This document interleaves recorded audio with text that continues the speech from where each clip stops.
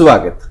ਕਹਿੰਦੇ ਨੇ ਕਿ ਸਾਵਣ ਦੀ ਰਾਤ ਨੂੰ ਟਿਪ ਟਿਪ ਬਰਸਾਤ ਨੂੰ ਦੱਸ ਕਿਵੇਂ ਭੁੱਲ ਜਾਵਾਂ ਸਾਡੀ ਮੁਲਾਕਾਤ ਨੂੰ। ਸਾਡੀ ਮੁਲਾਕਾਤ ਗੱਲਾਂ ਤੇ ਗੀਤ ਵਿੱਚ ਹੋ ਰਹੀ ਹੈ ਔਰ ਦੇਸਾਂ ਵਿਦੇਸ਼ ਦੇ ਵਿੱਚ ਬੈਠੇ ਹੋਏ ਸਾਰੇ ਹੀ ਸਾਡੇ ਦਰਸ਼ਕਾਂ ਦਾ ਨਿੱਘਾ ਸਵਾਗਤ ਹੈ ਉਹਨਾਂ ਦੇ ਆਪਣੇ ਇਸ ਪਸੰਦੀਦਾ ਪ੍ਰੋਗਰਾਮ ਗੱਲਾਂ ਤੇ ਗੀਤ ਵਿੱਚ। ਮੈਂ ਚਰਨਜੀਤ ਜੋਗੀ ਹਾਂ ਔਰ ਗੱਲ ਕਰਦੇ ਹਾਂ ਰੁੱਖਾਂ ਦੀ। ਰੁੱਖ ਬੜੇ ਚੰਗੇ ਲੱਗਦੇ ਨੇ, ਉਹਨਾਂ ਦੀ ਛਾਵੇਂ ਬੈਠਣਾ ਬੜਾ ਚੰਗਾ ਲੱਗਦਾ ਹੈ, ਉਹਨਾਂ ਦੇ ਉੱਪਰ ਚਹਿਕਦੇ ਹੋਏ ਪੰਛੀ ਬੜੇ ਚੰਗੇ ਲੱਗਦੇ ਨੇ। ਪਰ ਇਹ ਰੁੱਖ ਸਾਨੂੰ ਸਿਰਫ ਜਾਂ ਕਿਤਾਬਾਂ ਦੇ ਵਿੱਚ ਮਿਲਦੇ ਨੇ ਤੇ ਜਾਂ ਪਹਾੜਾਂ ਦੇ ਵਿੱਚ, ਤੇ ਜਿੱਥੇ ਸਾਡੇ ਬਜ਼ੁਰਗਾਂ ਨੇ ਲਗਾਏ ਸੀ ਉੱਥੇ ਅਸੀਂ ਰਹਿਣ ਨਹੀਂ ਦਿੱਤੇ। ਆਹੀ ਤਾਂ ਫਿਕਰ ਹੈ ਔਰ ਇਸੇ ਫਿਕਰ ਦਾ ਜ਼ਿਕਰ ਅੱਜ ਗੱਲਾਂ ਤੇ ਗੀਤ ਵਿੱਚ ਹੋਏਗਾ। ਔਰ ਗੱਲਾਂ ਤੇ ਗੀਤ ਵਿੱਚ ਅੱਜ ਅਸੀਂ ਗੱਲ ਕਰਾਂਗੇ ਰੁੱਖ ਲਗਾਉਣ ਦੀ, ਵਾਤਾਵਰਨ ਬਚਾਉਣ ਦੀ। ਔਰ ਸਾਡੇ ਨਾਲ ਇਸ ਮਹੱਤਵਪੂਰਨ ਵਿਸ਼ੇ ਦੇ ਉੱਪਰ ਵਿਸਥਾਰਪੂਰਵਕ ਚਰਚਾ ਕਰਨ ਦੇ ਵਾਸਤੇ ਜਲੰਧਰ ਦੇ ਵਣ ਮੰਡਲ ਅਫਸਰ ਜਰਨੈਲ ਸਿੰਘ ਬਾਠ ਜੀ ਸਾਡੇ ਨਾਲ। ਬਾਠ ਜੀ, ਸਭ ਤੋਂ ਪਹਿਲਾਂ ਤੇ ਸਾਡੇ ਇਸ ਪ੍ਰੋਗਰਾਮ ਵਿੱਚ ਤੁਹਾਡਾ ਨਿੱਘਾ ਸਵਾਗਤ। ਸਤਿ ਸ਼੍ਰੀ ਅਕਾਲ ਜੀ ਜੋਗੀ ਸਾਹਿਬ, ਆਪ ਜੀ ਦਾ ਬਹੁਤ ਬਹੁਤ ਧੰਨਵਾਦ ਕਿ ਤੁਸੀਂ ਇਸ ਚਲੰਤ ਵਿਸ਼ੇ ਦੇ ਉੱਤੇ ਗੱਲਬਾਤ ਕਰਨ ਲਈ ਮੈਨੂੰ ਇੱਥੇ ਬੁਲਾਇਆ ਜੀ। ਅਸੀਂ ਰੁੱਖਾਂ ਦੀ ਮਹੱਤਤਾ ਬਾਰੇ ਔਰ ਜੋ ਵੀ ਰੁੱਖਾਂ ਦੇ ਨਾਲ ਸਾਨੂੰ ਫਾਇਦੇ ਨੇ ਉਹਦੇ ਬਾਰੇ ਜੋ ਵੀ ਗੱਲਬਾਤ ਆਪਾਂ ਲੋਕਾਂ ਨਾਲ ਸਾਂਝੀ ਕਰਨੀ ਚਾਹਾਂਗੇ ਉਹ ਕਰਾਂਗੇ ਜੀ। ਬਿਲਕੁਲ ਜੀ। ਔਰ ਜੇਕਰ ਅਸੀਂ ਗੱਲ ਕਰੀਏ, ਜਿਵੇਂ ਮੈਂ ਜ਼ਿਕਰ ਕਰਦਾ ਸੀ ਕਿ ਰੁੱਖਾਂ ਹੇਠਾਂ ਬੈਠਣਾ ਵੀ ਸਾਨੂੰ ਚੰਗਾ ਲੱਗਦਾ, ਛਾਵਾਂ ਵੀ ਚੰਗੀਆਂ ਲੱਗਦੀਆਂ, ਗੱਲਾਂ ਵੀ ਆਪਾਂ ਕਰਦੇ ਰਹਿੰਦੇ ਹਾਂ। ਪਰ ਰੁੱਖ ਤੇ ਮਨੁੱਖ ਦੀ ਜਿਹੜੀ ਸਾਂਝ ਆ ਇਹ ਕਿਹੋ ਜਿਹੀ ਹੈ? ਦੇਖੋ ਜੀ, ਰੁੱਖ ਤੇ ਮਨੁੱਖ ਦੀ ਸਾਂਝ ਜਿਹੜੀ ਹੈ ਇਹ ਸ਼ੁਰੂ ਤੋਂ ਹੀ ਪਈ ਹੈ। ਜਦੋਂ ਤੋਂ ਧਰਤੀ ਦੇ ਉੱਤੇ ਮਨੁੱਖ ਦਾ ਆਗਾਜ਼ ਹੋਇਆ, ਇਸ ਸੱਭਿਅਤਾ ਦਾ ਵਿਕਾਸ ਹੋਇਆ, ਮਨੁੱਖ ਦੀ ਹੋਂਦ ਆਈ, ਉਦੋਂ ਤੋਂ ਹੀ ਮਨੁੱਖ ਦੀ ਜਿਹੜੀ ਆ ਉਹ ਰੁੱਖਾਂ ਨਾਲ ਸਾਂਝ ਪੈਦਾ ਹੋ ਗਈ ਜੀ। ਸਭ ਤੋਂ ਪਹਿਲਾਂ ਮਨੁੱਖ ਨੇ ਰੁੱਖਾਂ ਹੇਠ ਹੀ ਜਨਮ ਲਿਆ, ਰੁੱਖਾਂ ਉੱਤੇ ਨਿਰਭਰ ਹੋਇਆ। ਜਿਉਂ-ਜਿਉਂ ਉਹਦਾ ਵਿਕਾਸ ਹੁੰਦਾ ਗਿਆ ਤਿਉਂ-ਤਿਉਂ ਉਹ ਅੱਗੇ ਜੰਗਲਾਂ ਨੂੰ ਸਾਫ਼ ਕਰਨ ਵਾਲੇ ਪਾਸੇ ਚੱਲਿਆ ਤੇ ਉਹਦੇ ਨਾਲ ਜਿਹੜਾ ਉਹ ਥੋੜਾ ਜੰਗਲਾਂ ਦਾ ਜਿਹੜਾ ਨੁਕਸਾਨ ਹੋਇਆ ਜੀ। ਆਪਾਂ ਜੇ ਸ਼ੁਰੂ ਦੀ ਗੱਲ ਕਰੀਏ, ਆਦਿ ਮਨੁੱਖ ਦਰਖਤਾਂ ਹੇਠ ਹੀ ਰਹਿੰਦਾ ਸੀ, ਦਰਖਤਾਂ ਦੇ ਉੱਤੇ ਰਹਿੰਦਾ ਸੀ। ਜਿਉਂ-ਜਿਉਂ ਉਹਨੂੰ ਹੋਸ਼ ਆਈ ਉਸਨੇ ਦਰਖਤਾਂ ਦੇ ਫਲ ਖਾਣੇ ਸ਼ੁਰੂ ਕੀਤੇ, ਪੱਤੇ ਖਾਣੇ ਸ਼ੁਰੂ ਕੀਤੇ। ਔਰ ਉਸ ਦੇ ਨਾਲ ਹੀ ਜੇ ਆਪਾਂ ਗੱਲ ਕਰੀਏ ਕਿ ਜਦੋਂ ਥੋੜੀ ਜਿਹੀ ਹੋਰ ਸੋਝ ਆ ਗਈ ਮਨੁੱਖ ਨੂੰ ਤੇ ਤਨ ਢੱਕਣ ਲਈ ਵੀ ਦਰਖਤਾਂ ਦੇ ਪੱਤੇ ਜਿਹੜੇ ਆ ਉਹ ਵਰਤੇ ਗਏ ਜਾਂ ਦਰਖਤਾਂ ਦੀ ਛਾਲ ਜਿਹੜੀ ਵਰਤੀ ਗਈ। ਇਸ ਤਰੀਕੇ ਨਾਲ ਰੁੱਖਾਂ ਦੇ ਨਾਲ ਮਨੁੱਖ ਦੀ ਸਾਂਝ ਜਿਹੜੀ ਆ ਉਹ ਆਦਿ ਤੋਂ ਹੀ ਹੈ ਔਰ ਇਹ ਲਗਾਤਾਰ ਜਿਹੜੀ ਉਹ ਚੱਲ ਰਹੀ ਹੈ। ਇਹ ਸਾਂਝ ਕਦੀ ਟੁੱਟ ਨਹੀਂ ਸਕਦੀ। ਹਾਂ, ਇਹ ਹੈ ਕਿ ਕੁਛ ਜਿਉਂ-ਜਿਉਂ ਵਿਕਾਸ ਹੁੰਦਾ ਗਿਆ, ਵਿਕਾਸ ਹੋਣ ਦੇ ਨਾਲ ਮਨੁੱਖ ਨੇ ਆਪਣੀ ਲਾਲਚ ਵੱਸ ਹੋ ਕੇ ਦਰਖਤਾਂ ਨੂੰ ਕੱਟਣਾ ਸ਼ੁਰੂ ਕੀਤਾ ਔਰ ਉਹਦੇ ਫਾਇਦੇ ਜਿਹੜੇ ਆ ਉਹ ਤੋਂ ਥੋੜੇ ਜਿਹੇ ਘਟੇ। ਬਟ ਅਜੇ ਵੀ ਆਪਾਂ ਜੇ ਗੱਲ ਕਰੀਏ ਰੁੱਖਾਂ ਦੀ ਮਨੁੱਖ ਨਾਲ ਪੂਰੀ ਜਿਹੜੀ ਸਾਂਝ ਉਹ ਹੈ। ਜਿਵੇਂ ਤੁਸੀਂ ਗੱਲ ਕੀਤੀ ਹੈ ਕਿ ਜਿੱਦਾਂ ਜਿੱਦਾਂ ਗਿਆਨ ਆਉਂਦਾ ਗਿਆ ਜੀ, ਰੁੱਖਾਂ ਦੇ ਹੇਠਾਂ ਜਨਮ ਹੋਇਆ, ਰੁੱਖਾਂ ਦੇ ਉੱਪਰ ਰਹੇ, ਰੁੱਖਾਂ ਦੇ ਪੱਤੇ ਖਾਧੇ, ਫਲ ਖਾਧੇ, ਪੱਤੇ ਵਰਤੇ, ਰੁੱਖਾਂ ਦੇ ਨਾਲ ਇਹ ਮੁਹੱਬਤੀ ਸਾਂਝ ਜਿਹੜੀ ਹੈ ਫਿਰ ਗਿਆਨ ਦੇ ਵਧਣ ਦੇ ਨਾਲ ਦੁਨੀਆ ਜਿਵੇਂ ਜਿਵੇਂ ਵਿਕਸਿਤ ਹੋਣ ਲੱਗੀ ਤਾਂ ਫਿਰ ਇਹ ਤਿੜਕਣੀ ਨਹੀਂ ਸ਼ੁਰੂ ਹੋ ਗਈ? ਨਹੀਂ, ਆਪਾਂ ਠੀਕ ਹੈ, ਕੁਛ ਹੱਦ ਤੱਕ ਆਪਾਂ ਇਸ ਨੂੰ ਗੱਲ ਕਰ ਸਕਦੇ ਹਾਂ ਕਿ ਰੁੱਖਾਂ ਦੇ ਨਾਲ ਜਿਹੜੀ ਸਾਂਝ ਉਹ ਤਿੜਕੀ ਹੈ। ਕਿਉਂਕਿ ਜਿਉਂ-ਜਿਉਂ ਸੱਭਿਅਤਾ ਦਾ ਵਿਕਾਸ ਹੋਇਆ, ਅੱਗੇ ਮਨੁੱਖ ਨੂੰ ਸੋਝੀ ਆਈ ਕਿ ਮੈਂ ਅੱਗੇ ਵਧਣਾ, ਘਰ ਬਣਾਉਣੇ ਸ਼ੁਰੂ ਕੀਤੇ। ਪਹਿਲਾਂ ਜੰਗਲਾਂ ਚੋਂ ਨਿਕਲ ਕੇ ਉਹ ਬਾਹਰ ਆਇਆ, ਜੰਗਲਾਂ ਚੋਂ ਨਿਕਲ ਕੇ ਬਾਹਰ ਨਹੀਂ ਆਇਆ, ਜੰਗਲ ਸਾਫ਼ ਕਰਕੇ ਹੀ ਉਹਨੇ ਉੱਥੇ ਮਕਾਨ ਬਣਾਉਣੇ ਸ਼ੁਰੂ ਕੀਤੇ। ਅੱਗੇ ਕਰਦੇ ਹੌਲੀ ਹੌਲੀ ਜੇ ਆਪਾਂ ਗੱਲ ਕਰੀਏ ਮਾਡਰਨ ਜ਼ਮਾਨੇ ਦੀ ਜਾਂ ਇਸ ਸਦੀ ਦੀ, ਜਦੋਂ ਮਨੁੱਖ ਦਾ ਵਿਕਾਸ ਹੋਇਆ, ਉਦਯੋਗੀਕਰਨ ਹੋਇਆ, ਇੰਡਸਟਰੀਲਾਈਜੇਸ਼ਨ ਹੋਈ, ਸ਼ਹਿਰੀਕਰਨ ਹੋਇਆ, ਸੜਕਾਂ ਬਣੀਆਂ, ਕੁਝ ਇਸ ਤੋਂ ਇਲਾਵਾ ਮਾਈਨਿੰਗ ਦੇ ਕੰਮ ਹੋਏ, ਉਹਦੇ ਨਾਲ ਦਰਖਤਾਂ ਨੂੰ ਜਿਹੜਾ ਉਹ ਕੱਟਿਆ ਗਿਆ, ਜੰਗਲਾਂ ਨੂੰ ਸਾਫ਼ ਕਰਕੇ ਤੇ ਇਹ ਕੰਮ ਜਿਹੜੇ ਉਹ ਸ਼ੁਰੂ ਕੀਤੇ ਗਏ। ਆਪਾਂ ਇਸ ਚੀਜ਼ ਨੂੰ ਲੈ ਸਕਦੇ ਹਾਂ ਕਿ ਵਿਕਾਸ ਦੇ ਨਾਲ ਦਰਖਤ ਜੰਗਲਾਂ ਦਾ ਜਿਹੜਾ ਕੁਛ ਵਿਨਾਸ਼ ਹੋਇਆ। ਪਰੰਤੂ ਜੇ ਆਪਾਂ ਗੱਲ ਕਰੀਏ ਸਾਂਝ ਟੁੱਟਣ ਦੀ, ਸਾਂਝ ਅਜੇ ਵੀ ਨਹੀਂ ਟੁੱਟੀ ਕਿਉਂਕਿ ਸਾਡੀ ਜਿਹੜੀ ਉਹਦੇ ਦਰਖਤਾਂ ਦੇ ਉੱਤੇ ਨਿਰਭਰਤਾ ਅਜੇ ਵੀ ਉਸੇ ਤਰ੍ਹਾਂ ਹੀ ਆ। ਆਕਸੀਜਨ ਦੀ ਵਰਤੋਂ ਜਿਹੜੀ ਆ, ਆਕਸੀਜਨ ਦੀ ਭਰਪਾਈ ਸਾਡੇ ਸਰੀਰ ਵਾਸਤੇ ਜਿਹੜੀ ਕਿ ਬਹੁਤ ਜ਼ਰੂਰੀ ਹੈ, ਸਿਹਤ ਸਾਹ ਲੈਣ ਵਾਸਤੇ ਜੀਵਨ ਜਿਹੜਾ ਉਹ ਆਕਸੀਜਨ ਤੇ ਡਿਪੈਂਡ ਕਰ ਰਿਹਾ। ਉਹ ਆਕਸੀਜਨ ਹੁਣ ਵੀ ਮਨੁੱਖ ਨੂੰ ਰੁੱਖਾਂ ਤੋਂ ਹੀ ਮਿਲ ਰਹੀ ਹੈ ਜੀ। ਔਰ ਜੇਕਰ ਗੱਲ ਕਰੀਏ ਕਿ ਆਕਸੀਜਨ ਮਨੁੱਖਾਂ ਤੋਂ ਮਿਲਦੀ ਹੈ, ਪਿੱਛੇ ਜੇ ਜਦੋਂ ਕਰੋਨਾ ਦਾ ਦੌਰ ਚੱਲਿਆ ਸੀ ਨਾ, ਉਸ ਡਰਾਵਣੇ ਭਿਆਨਕ ਦੌਰ ਦਾ ਸੱਚ ਇਹ ਵੀ ਸੀ ਕਿ ਸਾਨੂੰ ਆਕਸੀਜਨ ਦੇ ਸਿਲੰਡਰਾਂ ਦੇ ਮਗਰ ਦੌੜਨਾ ਪਿਆ, ਮਾਰੋ ਮਾਰ ਲੱਗੀ, ਬੜੀ ਤਰਾਹੀ ਦੁਨੀਆ ਕਰ ਉੱਠੀ। ਤੇ ਉਹ ਜਿਹੜਾ ਦੌਰ ਸੀ ਉਹ ਸਾਨੂੰ ਲੱਗਦਾ ਨਹੀਂ ਕਿ ਅਸੀਂ ਰੁੱਖਾਂ ਦਾ ਇੰਨਾ ਜ਼ਿਆਦਾ ਨੁਕਸਾਨ ਕਰ ਦਿੱਤਾ ਕਿ ਅਸੀਂ ਬਹੁਤ ਜ਼ਿਆਦਾ ਕੁਦਰਤ ਤੋਂ ਦੂਰ ਹੋ ਕੇ ਬਹਿ ਗਏ ਤੇ ਤਾਂ ਹੀ ਸਾਨੂੰ ਉਹ ਦਿਨ ਦੇਖਣੇ ਪਏ। ਹਾਂ ਬਿਲਕੁਲ ਜੀ, ਕੁਦਰਤ ਵੀ ਆਪਣਾ ਜਿਹੜਾ ਉਹ ਰੋਲ ਕੁਛ ਦਿਖਾਉਂਦੀ ਹੈ। ਕੁਦਰਤ ਨੇ ਇੱਕ ਉਹ ਸਾਨੂੰ ਕ੍ਰਿਸ਼ਮਾ ਦਿਖਾਇਆ, ਇੱਕ ਟ੍ਰੇਲਰ ਦਿਖਾਇਆ ਕਿ ਦੇਖੋ ਜੇ ਆਕਸੀਜਨ ਘਟ ਗਈ ਤੇ ਤੁਹਾਡਾ ਕੀ ਬਣੇਗਾ ਜੀ। ਠੀਕ ਹੈ ਉਹਦੀ ਆਕਸੀਜਨ ਦਾ ਲੈਵਲ ਘਟ ਰਿਹਾ ਸੀ, ਉਹ ਬਿਮਾਰੀ ਦੇ ਕਾਰਨ ਘਟ ਰਿਹਾ ਸੀ, ਉਹ ਫੇਫੜਿਆਂ ਦੇ ਵਿੱਚ ਬਿਮਾਰੀ ਸੀ, ਉਹਦੇ ਕਰਕੇ ਉਹ ਆਕਸੀਜਨ ਪੂਰੀ ਨਹੀਂ ਹੋ ਰਹੀ ਸੀ। ਪਰੰਤੂ ਉਹ ਇੱਕ ਟ੍ਰੇਲਰ ਹੈ, ਉਸ ਤੋਂ ਸਾਨੂੰ ਇਹ ਸਿੱਖਿਆ ਲੈਣ ਦੀ ਲੋੜ ਹੈ ਕਿ ਜੇ ਇਸੇ ਤਰ੍ਹਾਂ ਹੀ ਮੰਨ ਲਓ ਸਾਡੇ ਵਾਯੂਮੰਡਲ ਵਿੱਚੋਂ ਵੀ ਆਕਸੀਜਨ ਘਟ ਜਾਂਦੀ ਹੈ ਤਾਂ ਕਿੱਥੇ ਆਪਾਂ ਪਹੁੰਚਾਂਗੇ, ਕਿੰਨੇ ਕੁ ਸਿਲੰਡਰ ਆਪਾਂ ਮੋਢੇ ਤੇ ਚੁੱਕ ਸਕਾਂਗੇ, ਕਿੰਨੀ ਕੁ ਆਕਸੀਜਨ ਜਿਹੜੀ ਉਹ ਬਨਾਵਟੀ ਪੈਦਾ ਕਰ ਸਕਾਂਗੇ।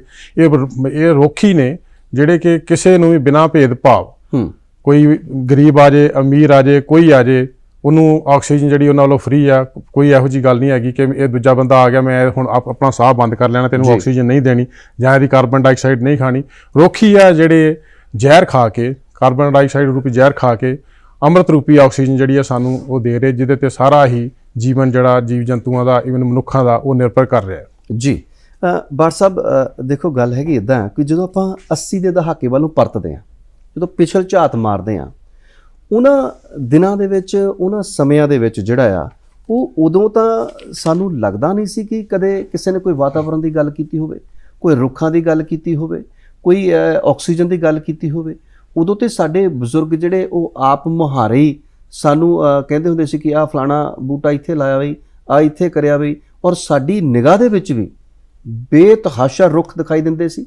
ਔਰ ਉਹ ਸਾਰੀ ਜਿਹੜੀ ਸਾਡੀ ਅੱਜ ਜਿਹੜੀ ਆ, ਜੇਕਰ ਅਸੀਂ ਅੱਜ ਨਿਗਾਹ ਮਾਰਦੇ ਹਾਂ, ਜਿਨ੍ਹਾਂ ਥਾਵਾਂ ਤੇ ਅਸੀਂ ਜੰਮੇ ਪਲੇ ਹਾਂ, ਖੇਡੇ ਹਾਂ, ਜਿਨ੍ਹਾਂ ਖੇਤਾਂ ਦੀਆਂ ਵੱਟਾਂ ਦੇ ਉੱਪਰ ਦੌੜੇ ਹਾਂ, ਜਿਨ੍ਹਾਂ ਖੂਹਾਂ ਦੇ ਉੱਪਰ ਰਹੇ ਹਾਂ, ਉਹਨਾਂ ਨਾਲ ਖੂਹਾਂ ਦੇ ਸਾਰਿਆਂ ਨੇ ਸਿਰ ਮੁੰਨ ਛੱਡੇ ਆ, ਵੱਟਾਂ ਨੰਗੀਆਂ ਕਰ ਛੱਡੀਆਂ, ਕਿਤੇ ਸਾਨੂੰ ਕੋਈ ਰੁੱਖ ਨਹੀਂ ਦਿਖਾਈ ਦੇ ਰਿਹਾ। ਇਹ 80 ਤੋਂ ਲੈ ਕੇ ਅੱਜ ਤੱਕ ਦੇ ਜਿਹੜੇ ਇੰਨੇ ਦਹਾਕਿਆਂ ਦੇ ਵਿੱਚ ਅਸੀਂ ਸਾਰਾ ਕੁਝ ਹੀ ਰੁੰਡ ਮਰੁੰਡ ਕਰ ਛੱਡਿਆ।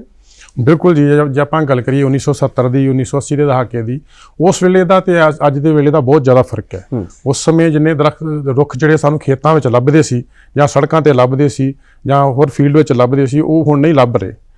ਆਪਾਂ ਗੱਲ ਕਰੀਏ ਜੇ ਇਸ ਦਾ ਕਾਰਨ ਕੀ ਹੈ, ਸਭ ਤੋਂ ਵੱਡਾ ਮੇਜਰ ਕਾਰਨ ਇਸ ਦਾ ਹੈਗਾ ਪਾਪੂਲੇਸ਼ਨ ਡੈਂਸਿਟੀ। ਜੀ ਦੇਖੋ ਕਿੰਨੀ ਪਾਪੂਲੇਸ਼ਨ ਡੈਂਸਿਟੀ ਜਿਹੜੀ ਵੱਧ ਚੁੱਕੀ ਹੈ। ਜੇ ਆਪਾਂ 1970 ਦੇ ਦਹਾਕੇ ਦੀ ਗੱਲ ਕਰਦੇ ਹਾਂ, ਉਸ ਵੇਲੇ 177 ਵਿਅਕਤੀ ਪ੍ਰਤੀ ਕਿਲੋਮੀਟਰ ਦੀ ਪਾਪੂਲੇਸ਼ਨ ਡੈਂਸਿਟੀ ਸੀ। ਜੇ ਆਪਾਂ ਉਸ ਤੋਂ ਹੁਣ ਅੱਜ ਦੀ ਗੱਲ ਕਰੀਏ, 20ਵੀਂ ਸਦੀ ਦੀ ਗੱਲ ਕਰੀਏ, 20ਵੀਂ ਸਦੀ ਵਿੱਚ ਇਹ ਡੈਂਸਿਟੀ ਵੱਧ ਕੇ 416 ਵਿਅਕਤੀ ਪ੍ਰਤੀ ਕਿਲੋਮੀਟਰ ਹੋ ਗਈ। ਅੱਛਾ, ਪ੍ਰਤੀ ਸਕੁਅਰ ਕਿਲੋਮੀਟਰ ਹੋ ਗਈ। ਤੁਸੀਂ ਦੇਖੋ ਜੀ, ਮੋਰ ਦੈਨ ਡਬਲ। ਜੀ ਫਿਰ ਇੰਨੇ ਲੋਕਾਂ ਦਾ ਮੂੰਹ ਭਰਨ ਵਾਸਤੇ, ਇੰਨੇ ਲੋਕਾਂ ਦੇ ਰਹਿਣ ਵਾਸਤੇ, ਇਹਨਾਂ ਲੋਕਾਂ ਦੇ ਚੱਲਣ ਫਿਰਨ ਵਾਸਤੇ ਉਹ ਜੰਗਲਾਂ ਨੂੰ ਸਾਫ਼ ਹੋਇਆ, ਜੰਗਲਾਂ ਦੀ ਸਫਾਈ ਕੀਤੀ ਗਈ। ਫਿਰ ਆਪਾਂ ਇੰਸਟੀਟਿਊਸ਼ਨਸ ਬਣਾਏ, ਕਾਲਜ ਬਣੇ, ਸਕੂਲ ਬਣੇ। ਜਿਹੜੀਆਂ ਪਹਿਲਾਂ ਬਿਲਡਿੰਗਾਂ ਸੀ, ਆਪਾਂ ਦੇਖਦੇ ਹਾਂ ਜਦੋਂ ਅਸੀਂ ਸਕੂਲੇ ਪੜ੍ਹਦੇ ਹੁੰਦੇ ਸੀ, ਥੋੜੀ ਜਿਹੀ ਬਿਲਡਿੰਗ ਹੁੰਦੀ ਸੀ, ਕੋਈ 5-4 ਕਮਰੇ ਹੁੰਦੇ ਸੀ, ਬਾਕੀ ਸਾਰਾ ਏਰੀਆ ਦਰਖਤਾਂ ਨਾਲ ਭਰਿਆ ਹੁੰਦਾ ਸੀ। ਪਰੰਤੂ ਜਿਉਂ-ਜਿਉਂ ਪਾਪੂਲੇਸ਼ਨ ਵਧੀ ਔਰ ਉਹ ਲੋੜ ਵਧੀ ਕਿ ਹੋਰ ਕਮਰੇ ਬਣਾਏ ਜਾਣ, ਕਲਾਸਰੂਮ ਵਧਾਏ ਜਾਣ। ਇਸੇ ਤਰ੍ਹਾਂ ਆਪਾਂ ਇੰਡਸਟਰੀ ਦੀ ਗੱਲ ਕਰ ਲਈਏ ਜਾਂ ਸ਼ਹਿਰੀਕਰਨ ਦੀ ਗੱਲ ਕਰ ਲਈਏ, ਜਿਸ ਤਰ੍ਹਾਂ ਲੋੜ ਪੈਂਦੀ ਗਈ, ਤਿਉਂ-ਤਿਉਂ ਦਰਖਤਾਂ ਦੀ ਕਟਾਈ ਕਰਕੇ ਤੇ ਅੱਗੇ ਉਹ ਬਿਲਡਿੰਗਾਂ ਬਣਦੀਆਂ ਗਈਆਂ, ਉਹਦੇ ਨਾਲ ਦਰਖਤਾਂ ਦੀ ਜਿਹੜੀ ਆ ਉਹ ਘਾਟ ਹੁੰਦੀ ਗਈ। ਪਰੰਤੂ ਆਕਸੀਜਨ ਲੈਣ ਵਾਲੇ ਜਿਹੜੇ ਮੂੰਹ ਨੇ ਜਾਂ ਨੱਕ ਆ ਉਹ ਵੱਧ ਰਹੇ ਆ, ਆਕਸੀਜਨ ਦੇਣ ਵਾਲੇ ਜਿਹੜੇ ਉਹ ਘਟ ਰਹੇ ਆ। ਜੀ ਇਹ ਇੱਕ ਬਹੁਤ ਵੱਡਾ ਜਿਹੜਾ ਉਹ ਖਲਾ ਇਹ ਹੈਗਾ। ਹਾਂ, ਉਸ ਵੇਲੇ ਸਾਨੂੰ ਇਸ ਚੀਜ਼ ਦੀ ਕੋਈ ਚਿੰਤਾ ਨਹੀਂ ਸੀ। ਆਪਾਂ ਦੇਖਦੇ ਹਾਂ, ਅਸੀਂ ਛੋਟੇ ਹੁੰਦੇ ਦਰਖਤਾਂ ਉੱਤੇ ਖੇਡਦੇ ਸੀ, ਦਰਖਤ ਬੋੜਾਂ ਤੇ ਖੇਡਣਾ, ਪਿੱਪਲਾਂ ਤੇ ਖੇਡਣਾ ਔਰ ਉਹਨਾਂ ਨਾਲ ਪੀਂਘਾਂ ਪਾਉਣੀਆਂ, ਗੋਲਾਂ ਖਾਣੀਆਂ, ਜਾਮਨ ਖਾਣੇ। ਠੀਕ ਹੈ ਜੀ।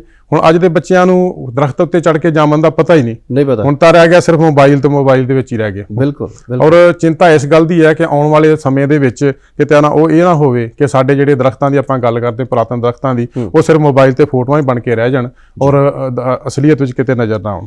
ਬਿਲਕੁਲ ਜੀ। ਜਦੋਂ ਅਜਾਇਬ ਘਰਾਂ ਦੇ ਵਿੱਚ ਤਸਵੀਰਾਂ ਲੱਗ ਜਾਂਦੀਆਂ ਜਾਂ ਜਦੋਂ ਕਿਤੇ ਸਾਨੂੰ ਉਹ ਅਜਾਇਬ ਘਰਾਂ ਦੇ ਵਿੱਚ ਚੀਜ਼ਾਂ ਦੇਖਣ ਨੂੰ ਮਿਲਦੀਆਂ, ਤਾਂ ਇਹਦਾ ਮਤਲਬ ਇਹ ਹੁੰਦਾ ਕਿ ਉਹ ਵਾਸਤਵਿਕ ਤੌਰ ਤੇ, ਅਸਲੀਅਤ ਵਿੱਚ, ਹਕੀਕੀ ਤੌਰ ਤੇ ਉਹ ਖਤਮ ਹੋ ਗਈਆਂ। ਬਿਲਕੁਲ, ਉਹ ਗੁੰਮ ਹੋ ਗਈਆਂ, ਅਲੋਪ ਹੋ ਗਈਆਂ। ਤੇ ਜੇਕਰ ਤੁਸੀਂ ਹੁਣ ਗੱਲ ਕਰਦੇ ਹੋ ਕਿ ਸਾਡੀ ਵਸੋਂ ਦੀ ਘਣਤਾ ਜਿਹੜੀ ਉਹ ਵੱਧ ਗਈ ਹੈ। ਬਿਲਕੁਲ ਜੀ। ਹੁਣ ਜੇਕਰ ਅਸੀਂ 70 ਦੇ ਦਹਾਕੇ ਤੋਂ ਲੈ ਕੇ ਅੱਜ ਦੇ ਦਹਾਕਿਆਂ ਦੀ ਗੱਲ ਕਰਦੇ ਹਾਂ, ਤੇ ਵਸੋਂ ਜਿਹੜੀ ਆ ਦੁੱਗਣੀ ਤਿੱਗਣੀ ਹੋ ਗਈ ਹੈ। ਬਿਲਕੁਲ ਜੀ। ਔਰ ਕੰਕਰੀਟ ਦੇ ਜੰਗਲ ਅਸੀਂ ਉਸਾਰ ਲਏ। ਹਾਂਜੀ ਬਿਲਕੁਲ। ਹੁਣ ਤੁਹਾਡੇ ਨਾਲ ਸੰਬੰਧਿਤ ਸਵਾਲ ਇਹ ਹੈ ਕਿ ਕੰਕਰੀਟ ਦੇ ਜੰਗਲ ਤੇ ਅਸੀਂ ਉਸਾਰ ਲਏ, ਪਰ ਪੰਜਾਬ ਦਾ ਰਕਬਾ ਜਿੰਨਾ ਜੰਗਲਾਂ ਹੇਠ ਆਉਣਾ ਚਾਹੀਦਾ ਸੀ, ਕੀ ਓਨਾ ਹੈਗਾ? ਨਹੀਂ ਜੀ।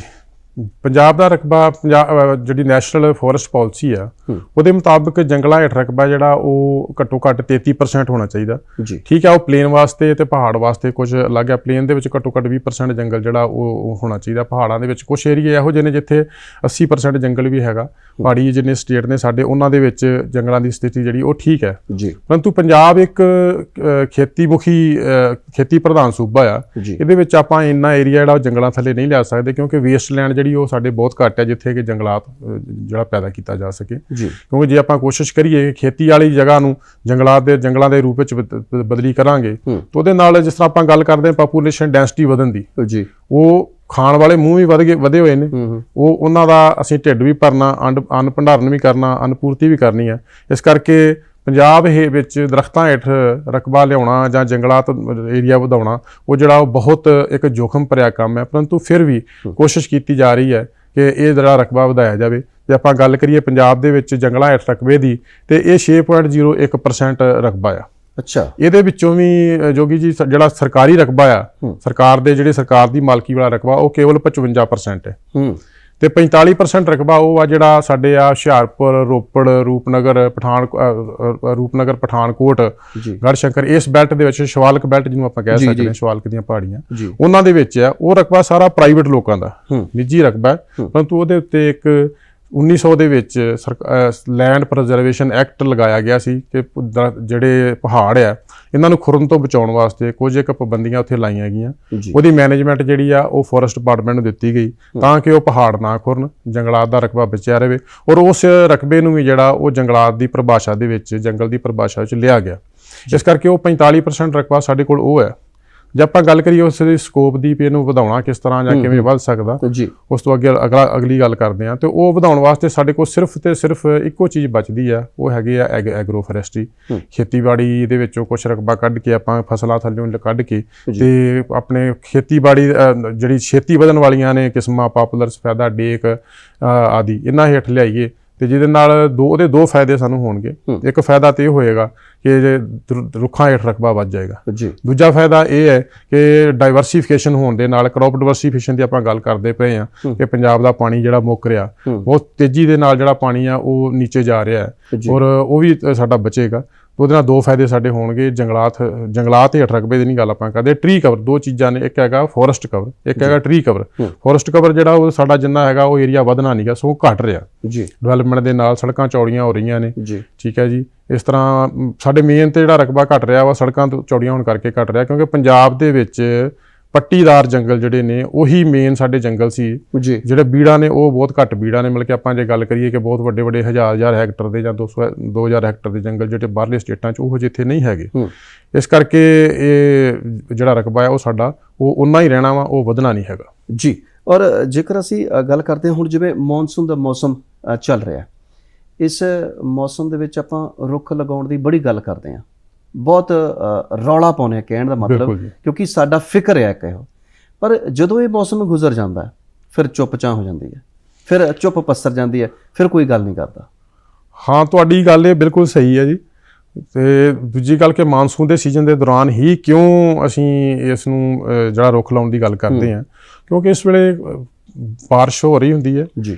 ਰੁੱਖਾਂ ਨੂੰ ਲਾਉਣ ਵਾਸਤੇ ਪਾਣੀ ਦੀ ਲੋੜ ਪੈਂਦੀ ਹੈ। ਜਦੋਂ ਆਪਾਂ ਦਰਖਤ ਬੂਟਾ ਲਾਉਣਾ ਉਹਨੂੰ ਪਾਣੀ ਵੀ ਚਾਹੀਦਾ ਜੀ। ਨੈਚੁਰਲ ਤੌਰ ਤੇ ਜਿਹੜਾ ਪਾਣੀ ਉਹ ਮਿਲ ਰਿਹਾ ਹੁੰਦਾ।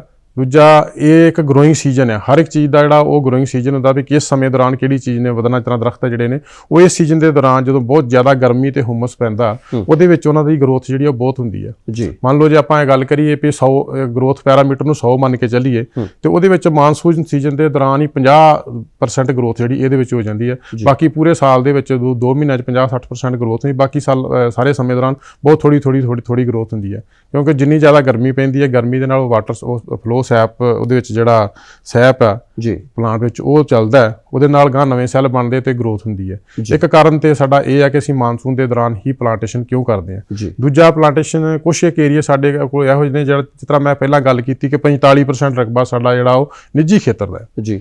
ਉਹ ਨਿੱਜੀ ਖੇਤਰ ਦੇ ਰਕਬੇ ਵਿੱਚ ਹੀ ਪਲਾਂਟੇਸ਼ਨ ਜਿਹੜੀ ਆ ਉਹ ਵਿਭਾਗ ਵੱਲੋਂ ਹੀ ਕੀਤੀ ਜਾਂਦੀ ਹੈ, ਵਣ ਵਿਭਾਗ ਵੱਲੋਂ ਕੀਤੀ ਜਾਂਦੀ ਹੈ, ਜਾਂ ਕੁਛ ਲੋਕ ਪ੍ਰਾਈਵੇਟ ਤੌਰ ਤੇ ਆਪਣੀ ਪਲਾਂਟੇਸ਼ਨ ਉੱਥੇ ਜਿਹੜੇ ਉਹ ਵੀ ਕਰਦੇ ਨੇ, ਪਾਪੂਲਰ ਸਫੈਦਾ ਵੀ ਲਾਉਂਦੇ ਨੇ।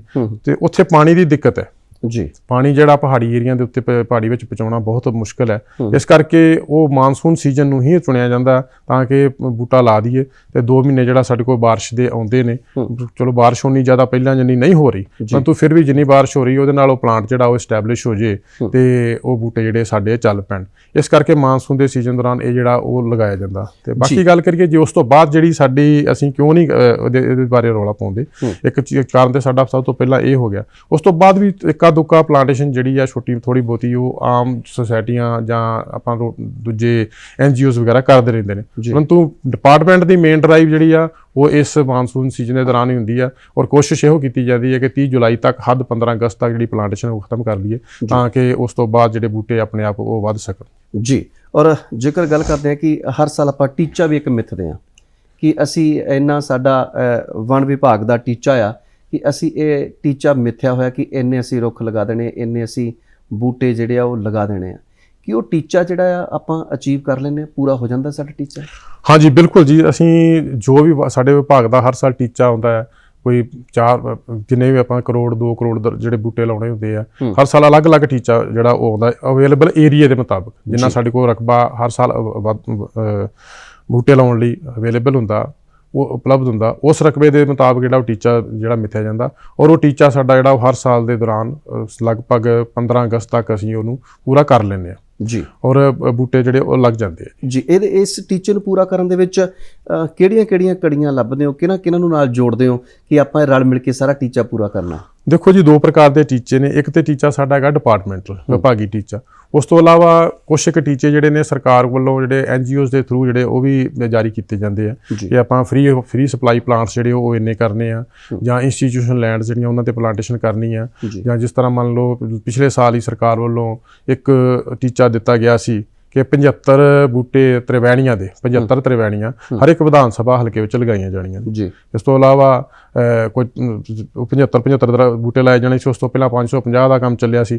ਇਸ ਤਰੀਕੇ ਨਾਲ ਇਹ ਇੱਕ ਪਬਲਿਕ ਦੇ ਸਹਿਯੋਗ ਦੇ ਨਾਲ ਬੂਟੇ ਲਗਾਏ ਜਾਂਦੇ ਆ। ਉੱਥੇ ਅਸੀਂ ਗੱਲ ਕਰ ਸਕਦੇ ਹਾਂ ਕਿ ਕੁਛ ਇੱਕ ਏਰੀਆ ਇਹੋ ਜਿਹੇ ਹੁੰਦੇ ਨੇ, ਕੁਝ ਪਿੰਡ ਇਸ ਤਰ੍ਹਾਂ ਦੇ ਹੁੰਦੇ ਨੇ ਜਿੱਥੇ ਉਹ ਰਕਬੇ ਜਿਹੜੇ ਘੱਟ ਹੁੰਦੇ, ਇਸ ਕਰਕੇ ਪ੍ਰਤੀ ਪਿੰਡ ਜਿਹੜਾ ਉਹ ਰਕਬਾ ਟੀਚਾ ਜਿਹੜਾ ਉਹ ਪੂਰਾ ਕਰਨਾ ਥੋੜੀ ਦਿੱਕਤ ਆਉਂਦੀ ਹੈ। ਉਹਦੇ 'ਚ ਪੰਚਾਇਤਾਂ ਦਾ ਸਹਿਯੋਗ ਲਿਆ ਜਾਂਦਾ ਜੀ, ਰੋਟਰੀ ਕਲੱਬਸ ਜਾਂ ਹੋਰ NGOs ਜਿੰਨੇ ਵੀ ਨੇ, ਜਾਂ ਹਰਿਆਵਲ ਪੰਜਾਬ ਲਹਿਰ ਹੈ ਇੱਕ ਚੱਲਦੀ ਪਈ ਉਹਨਾਂ ਦਾ। ਇਸ ਤੋਂ ਇਲਾਵਾ CRPF ਹੈ, BSF ਹੈ, ਆਰਮੀ ਹੈ, ਨੀਮ ਫੌਜੀ ਬਲ ਜਿਹਨੂੰ ਆਪਾਂ ਕਹਿ ਦਿੰਦੇ ਹਾਂ, ਉਹ ਵੀ ਕਾਫੀ ਸਾਰਾ ਯੋਗਦਾਨ ਪਾਉਂਦੇ ਨੇ ਕਿ ਅਸੀਂ ਜਿਹੜੇ ਪਲਾਂਟੇਸ਼ਨ ਦੇ ਟੀਚੇ ਆ ਉਹ ਆਊਟ ਆਫ ਫੋਰੈਸਟ ਏਰੀਆ ਤੋਂ ਬਾਹਰ ਉਹ ਪੂਰੇ ਕਰ ਸਕੀਏ। ਫੋਰੈਸਟ ਏਰੀਆ ਦੇ ਵਿੱਚ ਤੇ ਸਿਰਫ ਡਿਪਾਰਟਮੈਂਟ ਵੱਲੋਂ ਹੀ ਕੀਤਾ ਜਾਂਦਾ, ਪਰੰਤੂ ਜੇ ਕੋਈ ਪਲਾਂਟੇਸ਼ਨ ਕਰਨੀ ਚਾਹਵੇ, ਕੋਈ ਬੂਟੇ ਲਾਉਣੇ ਚਾਹਵੇ, ਉਸ ਨੂੰ ਵੀ ਮਨਾਹੀ ਨਹੀਂ ਕੀਤੀ ਜਾਂਦੀ ਕਿ ਉਹ ਲਾ ਸਕਦਾ ਆਪਣੀ ਸ਼ੌਂਕ ਦੇ ਨਾਲ ਕੋਈ 100 200 500 ਬੂਟਾ ਜੇ ਕੋਈ ਪਲਾਂਟੇਸ਼ਨ ਕਰਨੀ ਚਾਹੁੰਦਾ ਜੀ। ਕਈ ਵਾਰ ਇਹ ਦਿਲ ਦੇ ਵਿੱਚ ਖਦਸ਼ਾ ਹੁੰਦਾ ਕਿ ਅਸੀਂ ਬੂਟੇ ਲਗਾਉਣੇ ਆ, ਸਾਨੂੰ ਬੂਟੇ ਮਹਿੰਗੇ ਮੁੱਲ ਦੇ ਪੈਣੇ ਆ, ਵਣ ਵਿਭਾਗ ਕੋਈ ਸਹੂਲਤ ਕੋਈ ਐਸੀ ਵੀ ਦਿੰਦਾ ਕਿ ਯਾਰ ਹੁਣ ਮੌਨਸੂਨ ਹੈਗਾ, ਹੁਣ ਬੂਟੇ ਲਗਾਓ, ਹੁਣ ਸਾਡਾ ਵੀ ਟੀਚਾ ਪੂਰਾ ਹੋ ਜਾਵੇ ਤੇ ਤੁਹਾਡੀ ਵੀ ਆਸ ਮੁਰਾਦ ਪੂਰੀ ਹੋਵੇ, ਤੁਹਾਡੀ ਵੀ ਖਾਹਿਸ਼ ਪੂਰੀ ਹੋਵੇ? ਉਹ ਉਸ ਵੇਲੇ ਉਹ ਜਿਹੜੇ ਲੋਕ ਲਗਾਉਣਾ ਚਾਹੁੰਦੇ ਨੇ ਨਿੱਜੀ ਤੌਰ ਤੇ, ਉਹਨਾਂ ਦੇ ਵਾਸਤੇ ਕੀ ਸਹੂਲਤ ਹੈ? ਦੇਖੋ ਜੀ, ਨਿੱਜੀ ਤੌਰ ਤੇ ਜਿਹੜੇ ਲੋਕ ਪਲਾਂਟੇਸ਼ਨ ਕਰਨਾ ਚਾਹੁੰਦੇ, ਕਿਸੇ ਵੀ ਜਗ੍ਹਾ ਦੇ ਉੱਤੇ ਕਰਨਾ ਚਾਹੁੰਦੇ ਜਾਂ ਆਪਣੀ ਇੰਸਟੀਟਿਊਸ਼ਨ ਵਿੱਚ ਕਰਨਾ ਚਾਹੁੰਦੇ ਆ, ਉਹਨਾਂ ਵਾਸਤੇ ਡਿਪਾਰਟਮੈਂਟ ਵੱਲੋਂ ਫ੍ਰੀ ਆਫ ਕਾਸਟ ਜਿਹੜੇ ਆ ਉਹ ਪਲਾਂਟ ਸਪਲਾਈ ਕੀਤੇ ਜਾਂਦੇ ਨੇ। ਕੋਈ ਵੀ ਪੈਸਾ ਜਿਹੜਾ ਬੂਟਿਆਂ ਦਾ ਨਹੀਂ ਲਿਆ ਜਾਂਦਾ। ਇੱਕ ਡਿਪਾਰਟਮੈਂਟ ਵੱਲੋਂ ਇੱਕ ਆਈ ਹਰਿਆਲੀ ਐਪ ਜਿਹੜਾ ਉਹ ਚਲਾਇਆ ਗਿਆ, ਉਸ ਆਈ ਹਰਿਆਲੀ ਐਪ ਰਾਹੀਂ ਕੋਈ ਵੀ ਵਿਅਕਤੀ ਜਿਹੜਾ ਉਹ ਆਪਣੀ ਮਨਪਸੰਦ ਦੇ ਨੇੜੇ ਦੀ ਨਰਸਰੀ ਤੋਂ, ਦੂਰ ਦੀ ਨਰਸਰੀ ਤੋਂ, ਜਿੱਥੇ ਉਹ ਅਪਰੋਚ ਕਰ ਸਕਦਾ ਹੋਏ, 15 ਬੂਟੇ ਫ੍ਰੀ ਆਫ ਕਾਸਟ ਜਿਹੜਾ ਇੱਕ ਵਾਰੀ ਦੇ ਵਿੱਚ ਉਹ ਲੈ ਕੇ ਪਲਾਂਟੇਸ਼ਨ ਕਰ ਸਕਦਾ। ਇਸ ਤੋਂ ਇਲਾਵਾ ਜਿੰਨੇ ਵੀ ਨੀਮ ਫੌਜੀ ਬਲ ਨੇ ਉਹ ਜਾਂ ਇੰਸਟੀਟਿਊਸ਼ਨਸ ਨੇ, ਸਕੂਲ ਕਾਲਜ ਹੈ, ਉਹਨਾਂ ਦੀ ਜੋ ਡਿਮਾਂਡ ਹੁੰਦੀ ਹੈ ਕਿ ਸਾਨੂੰ ਇੰਨੇ ਪਲਾਂਟਸ ਚਾਹੀਦੇ ਨੇ, ਉਹ ਵੀ ਫ੍ਰੀ ਆਫ ਕਾਸਟ ਜਿਹੜੇ ਉਹ ਸਪਲਾਈ ਕੀਤੇ ਜਾਂਦੇ ਨੇ ਜੀ। ਔਰ ਜੇਕਰ ਮੇਰੇ ਵਰਗੇ ਕਿਸੇ ਬੰਦੇ ਨੇ ਕੋਈ ਆਪਣੇ ਦਿਲ ਦੇ ਵਿੱਚ ਧਾਰਿਆ ਹੋਵੇ ਕਿ ਅਸੀਂ ਬੂਟੇ ਲਗਾਉਣੇ ਔਰ ਇਹ ਬੂਟੇ ਕਿੱਥੋਂ ਲਈਏ, ਤਾਂ ਤੁਸੀਂ ਵਣ ਵਿਭਾਗ ਤੋਂ ਇਹ ਬੂਟੇ ਬਿਨਾਂ ਕਿਸੇ ਪੈਸਿਆਂ ਦੇ ਮੁਫਤ ਲੈ ਸਕਦੇ ਹੋ ਔਰ ਵਾਤਾਵਰਨ ਨੂੰ ਬਚਾਉਣ ਦੇ ਵਿੱਚ ਤੁਸੀਂ ਆਪ ਯੋਗਦਾਨ ਪਾ ਸਕਦੇ ਹੋ। ਆਈ ਹਰਿਆਲੀ ਐਪ ਜਿਹੜਾ ਆ ਉਸ ਨੂੰ ਡਾਊਨਲੋਡ ਕਰਕੇ ਉਸ ਦੇ ਉੱਪਰ ਜਾ ਕੇ ਤੁਸੀਂ ਆਪਣੇ ਮਨਪਸੰਦ ਦੇ 15 ਬੂਟੇ ਚੁਣੋ ਤੇ ਵਣ ਵਿਭਾਗ ਦੇ ਕੋਲ ਮੁਫਤ ਲੈ ਕੇ, ਇਹ ਮੌਕਾ ਹੈ ਹੁਣ ਬੂਟੇ ਲਗਾਉਣ ਦਾ ਕਿ ਬੂਟੇ ਲਗਾਈਏ ਤੇ ਅੱਗੇ ਸੁੱਖ ਪਾਈਏ। ਤੇ WhatsApp ਇੱਕ ਗੱਲ ਹੋਰ ਬੜੀ ਸਾਰਿਆਂ ਦੇ ਲਈ ਚਿੰਤਾ ਦਾ ਵਿਸ਼ਾ ਬਣੀ ਆ, ਬੂਟੇ ਲਗਾ ਵੀ ਲੈਂਦੇ ਆਪਾਂ, ਬੂਟੇ ਸਾਰਿਆਂ ਦੀ ਇਹ ਕੋਸ਼ਿਸ਼ ਹੁੰਦੀ ਕਿ ਇਹਨਾਂ ਦਿਨਾਂ ਦੇ ਵਿੱਚ ਬੂਟੇ ਲਗਾ ਲਈਏ, ਪਰ ਮੁੜ ਕੇ ਉਹ ਬੂਟਿਆਂ ਨੂੰ ਸਾਂਭਣਾ ਜਿਹੜਾ ਉਹ ਭੁੱਲ ਜਾਂਦੇ ਆ। ਇਹ ਵੀ ਇੱਕ ਕਾਰਨ ਹੈ ਕਿ ਅਸੀਂ ਉਹ ਜੰਗਲ ਪੈਦਾ ਨਹੀਂ ਕਰ ਸਕੇ ਜਿਹੜੇ ਅਸੀਂ ਕਰਨੇ ਸੀ, ਕਿਉਂਕਿ ਉਹਨਾਂ ਦੀ ਸਾਂਭ ਸੰਭਾਲ ਅਵਾਰਾ ਪਸ਼ੂ ਖਾ ਜਾਂਦੇ ਆ ਜਾਂ ਹੋਰ ਚਰਵਾਹੇ ਜਿਹੜੇ ਉਹ ਚਰਾਉਣ ਜਾਂਦੇ ਆ, ਉਹਨਾਂ ਦੇ ਪਸ਼ੂ ਖਾ ਜਾਂਦੇ ਆ ਤੇ ਉੱਥੇ ਸਾਡਾ ਨੁਕਸਾਨ ਹੋ ਜਾਂਦਾ। ਅਸੀਂ ਤਾਂ ਚਾਹ ਦੇ ਨਾਲ ਬੂਟੇ ਲਾਏ ਹੁੰਦੇ ਆ, ਇਹ ਸਵੇਰ ਨੂੰ ਲਾਏ ਹੁੰਦੇ, ਸ਼ਾਮ ਨੂੰ ਦੇਖਦੇ ਆ ਤਾਂ ਰੁੰਡ ਮਰੁੰਡ ਹੋਏ ਪਏ ਹੁੰਦੇ ਆ। ਹਾਂਜੀ ਬਿਲਕੁਲ ਜੀ, ਇਹ ਤੁਹਾਡੀ ਗੱਲ ਸਹੀ ਹੈ। ਕੁਛ ਲੋੜ ਇਸ ਚੀਜ਼ ਦੀ ਹੈ ਇਹਨਾਂ ਦਿਨਾਂ ਦੇ ਵਿੱਚ। ਚਲੋ ਮੈਂ ਇੱਕ ਨਾਰਮਲ ਜੀ ਗੱਲ ਕਰਦਾ, ਜਿਸ ਤਰ੍ਹਾਂ ਆਪ ਜੀ ਨੇ ਵੀ ਗੱਲ ਕੀਤੀ, ਪਹਿਲਾਂ ਆਪਾਂ ਗੱਲ ਕੀਤੀ ਕਿ ਮੌਨਸੂਨ ਸੀਜ਼ਨ ਦੇ ਦੌਰਾਨ ਆਪਾਂ ਰੌਲਾ ਪਾਉਂਦੇ ਕਿ ਬੂਟੇ ਲਗਾਏ ਜਾਣ ਜੀ। ਇਹਨਾਂ ਦਿਨਾਂ ਦੇ ਵਿੱਚ ਬਹੁਤ ਸਾਰੇ NGOs, ਬਹੁਤ ਸਾਰੇ ਇੰਸਟੀਟਿਊਸ਼ਨਸ ਇੱਕਦਮ ਉੱਠਦੇ ਨੇ ਕਿ ਆਓ ਪਲਾਂਟਸ ਲਗਾਈਏ, ਬੂਟੇ ਲਗਾਈਏ। ਔਰ ਦੇਖਣ ਵਿੱਚ ਤੁਹਾਡੀ ਗੱਲ ਬਿਲਕੁਲ ਸਹੀ ਹੈ ਕਿ ਇਹ ਆਮ ਦੇਖਣ ਵਿੱਚ ਆਉਂਦਾ। NGOs ਕੁਛ ਇਸ ਤਰ੍ਹਾਂ ਦੀਆਂ ਨੇ ਜਿਹੜੇ ਸਿਰਫ ਬੂਟਾ ਲਾਉਂਦੇ ਨੇ, ਟੋਆ ਪੱਟਿਆ, ਬੂਟਾ ਲਾਇਆ, ਬੂਟੇ ਦੇ ਸਾਹਮਣੇ ਖੜੇ ਹੋ ਕੇ ਫੋਟੋ ਖਿਚਾ ਲਈ, ਉਸ ਤੋਂ ਬਾਅਦ ਬੂਟੇ ਵੱਲ ਪਿੱਠ ਕਰ ਲਈ, ਫਿਰ ਆਪਾਂ ਉਹਨਾਂ ਦੇਖਣਾ ਕਿ ਬੂਟਾ ਹੈ ਕਿੱਥੇ ਜੀ। ਉਹ ਵੀ ਇੱਕ ਬੜਾ ਵੱਡਾ ਕਾਰਨ ਹੈ ਕਿ ਜਿੰਨੀ ਪਲਾਂਟੇਸ਼ਨ ਆਪਾਂ ਕਰਦੇ ਹਾਂ ਉਹ ਪਲਾਂਟਸ ਜਿਹੜੇ ਨੇ ਉਹ ਪੂਰੇ ਆਪਣਾ ਨਹੀਂ ਹੁੰਦੇ। ਲੋੜ ਇਸ ਚੀਜ਼ ਦੀ ਹੈ ਕਿ ਆਪਾਂ ਜੇ ਚਾਹੁੰਦੇ ਵੀ 10 ਬੂਟੇ ਲਾਈਏ, 10 ਦੀ ਜਗ੍ਹਾ ਤੁਸੀਂ 2 ਬੂਟੇ ਲਾ ਲਓ, 5 ਲਾ ਲਓ, 4 ਲਾ ਲਓ, ਜਿੰਨੇ ਤੁਸੀਂ ਪਾਲ ਸਕਦੇ ਹੋ। ਬੂਟੇ ਲਾਉਣ ਦਾ ਕੰਮ ਜਿਹੜਾ ਉਹ ਇੰਨਾ ਔਖਾ ਨਹੀਂ ਹੈਗਾ, ਬੂਟਾ ਪਾਲਣਾ ਜਿਹੜਾ ਉਹ ਬਹੁਤ ਔਖਾ ਕੰਮ ਹੈ। ਤਾਂ ਅਪੀਲ ਤੇ ਇਹੀ ਆ ਪਬਲਿਕ ਨੂੰ ਕਿ ਉਹ ਜਿੰਨੇ ਬੂਟੇ ਲਾ ਰਹੇ ਨੇ ਉਨੇ ਹੀ ਬੂਟੇ ਲਗਾਓ ਜਿੰਨੇ ਉਹ ਪਾਲ ਸਕਦੇ, ਵੱਧ ਤੋਂ ਵੱਧ ਲਗਾਓ, ਵੱਧ ਤੋਂ ਵੱਧ ਪਾਲੋ। ਬਹੁਤ ਸਾਰੇ ਸਾਡੇ ਕੋਲ ਓਕੇਸ਼ਨਸ ਇਸ ਤਰ੍ਹਾਂ ਦੇ ਆਉਂਦੇ ਨੇ, ਆਪਣੇ ਜਨਮ ਦਿਨ ਆ ਗਿਆ, ਕੋਈ ਮਾਤਾ ਪਿਤਾ ਦੀ ਬਰਸੀ ਆ ਗਈ, ਜਾਂ ਕੋਈ ਹੋਰ ਗੁਰੂ ਪੀਰਾਂ ਦਾ ਜਨਮ ਦਿਨ ਆ ਗਏ, ਆਪਾਂ ਉਸ ਨੂੰ ਬਜਾਏ ਇਸ ਦੇ ਕਿ ਹੋਰ ਉੱਥੇ ਦਰਖਤਾਂ ਦਾ ਘਾਣ ਕਰਕੇ ਤੇ ਉਹਨੂੰ ਮਨਾਈਏ, ਉਹ ਤੋਂ ਚਾਹੀਦਾ ਇਹ ਆ ਕਿ ਆਪਾਂ ਜਨਮ ਦਿਨ ਦੇ ਉੱਤੇ ਆਪਣੇ ਤੇ ਜਾਂ ਹੋਰ ਓਕੇਸ਼ਨ ਜਿਹੜੇ ਉੱਤੇ ਉਹ ਪਲਾਂਟਸ ਲਗਾਈਏ। ਬਿਲਕੁਲ ਜੀ। ਜੋਗੀ ਜੀ, ਮੈਂ ਇੱਕ ਗੱਲ ਹੋਰ ਇੱਥੇ ਐਡ ਕਰਨੀ ਚਾਹਾਂਗਾ ਕਿ ਦਰਖਤ ਲਾਉਣਾ ਤੇ ਦਰਖਤ ਬਚਾਉਣਾ, ਉਹਦੇ ਨਾਲ ਦੇ ਨਾਲ ਆਪਾਂ ਇਹ ਵੀ ਗੱਲ ਕਰੀਏ ਕਿ ਦਰਖਤ ਕਿਸ ਤਰ੍ਹਾਂ ਬਚਾਏ ਜਾ ਸਕਦੇ। ਇੱਕ ਦਰਖਤ ਬਚਾਉਣ ਦੀ, ਦਰਖਤ ਕੱਟਣ ਤੋਂ ਬਚਾਉਣਾ। ਜੀ। ਉਹਦੇ ਵਾਸਤੇ ਇਹ ਵੀ ਇੱਕ ਬਹੁਤ ਵਧੀਆ ਇੱਕ ਇਸ ਵੇਲੇ ਮੁੱਦਾ ਹੈ ਕਿ ਅਸੀਂ ਦਰਖਤ ਲਾ ਲਿਆ, ਅਸੀਂ ਦਰਖਤ ਹੁਣ ਉਹਨੂੰ ਬਚਾਉਣਾ ਕਿਵੇਂ, ਕੱਟਣ ਤੋਂ ਕਿਵੇਂ ਬਚਾਉਣਾ। ਕਿਉਂਕਿ ਜੇਕਰ ਦਰਖਤ ਹੋਣਗੇ, ਬਾੜ ਸਾਹਿਬ ਇਹ ਗੱਲ ਬੜੀ ਅਹਿਮ ਆ ਕਿ ਜੇਕਰ ਦਰਖਤ ਹੋਣਗੇ, ਜਿਵੇਂ ਤੁਸੀਂ ਗੱਲ ਪੀਂਘਾਂ ਦੀ ਕੀਤੀ ਹੈ, ਪੀਂਘਾਂ ਵੀ ਤਾਂ ਹੀ ਪੈਣਗੀਆਂ ਜੇਕਰ ਦਰਖਤ ਹੋਣਗੇ। ਔਰ ਦਰਖਤਾਂ ਦੇ ਉੱਪਰ ਪੀਂਘਾਂ ਝੂਟਦੀਆਂ ਮੁਟਿਆਰਾਂ ਦੇ ਉਹ ਸ਼ਗਨਾਂ ਵਾਲੇ ਗੀਤ ਵੀ ਤਾਂ ਹੀ ਕਰਨੀ ਪੈਣਗੇ ਜੇਕਰ ਉਹ ਦਰਖਤਾਂ ਦੇ ਉੱਪਰ ਪੀਂਘਾਂ ਪਾ ਕੇ ਹੁਲਾਰਾ ਲੈ ਕੇ ਝੂਟਣਗੀਆਂ। ਔਰ ਕੁਝ ਇਸੇ ਤਰ੍ਹਾਂ ਦਾ ਗੀਤ ਸੁਣ ਕੇ ਵਾਪਸ ਆਉਣੇ ਆ, ਔਰ ਇਸ ਅਹਿਮ ਮੁੱਦੇ ਦੇ ਉੱਪਰ ਸਾਡੀ ਗੱਲਬਾਤ ਜਿਹੜੀ ਆ ਚੱਲਦੀ ਰਹੂਗੀ। ਵਾਪਸ ਆਉਣੇ ਗੱਲਾਂ ਤੇ ਗੀਤ ਵਿੱਚ ਇਸ ਗੀਤ ਤੋਂ ਬਾਅਦ।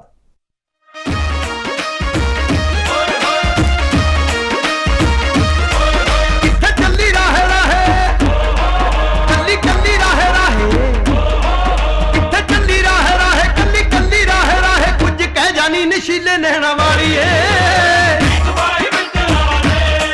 ਝੂਟਾ ਲੈ ਜਾਨੀ, ਨਸ਼ੀਲੇ ਨੈਣਾ ਵਾਲੀਏ ਝੂਟਾ ਲੈ ਜਾਨੀ, ਨਸ਼ੀਲੇ ਨੈਣਾ ਵਾਲੀਏ। ਪੀਂਘ ਪਾ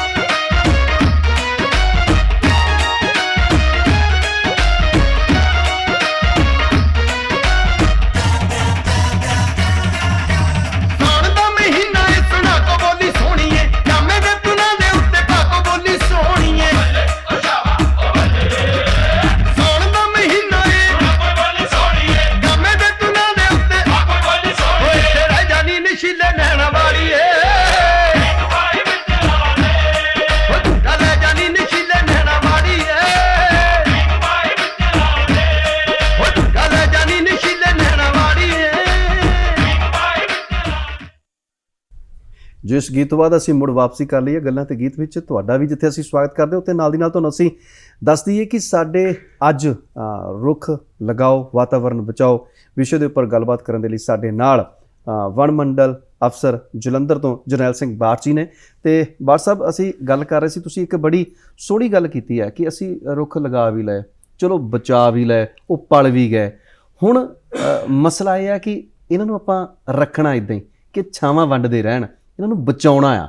ਇਹ ਬਚਾ ਕਿਵੇਂ ਸਕਦੇ ਆ?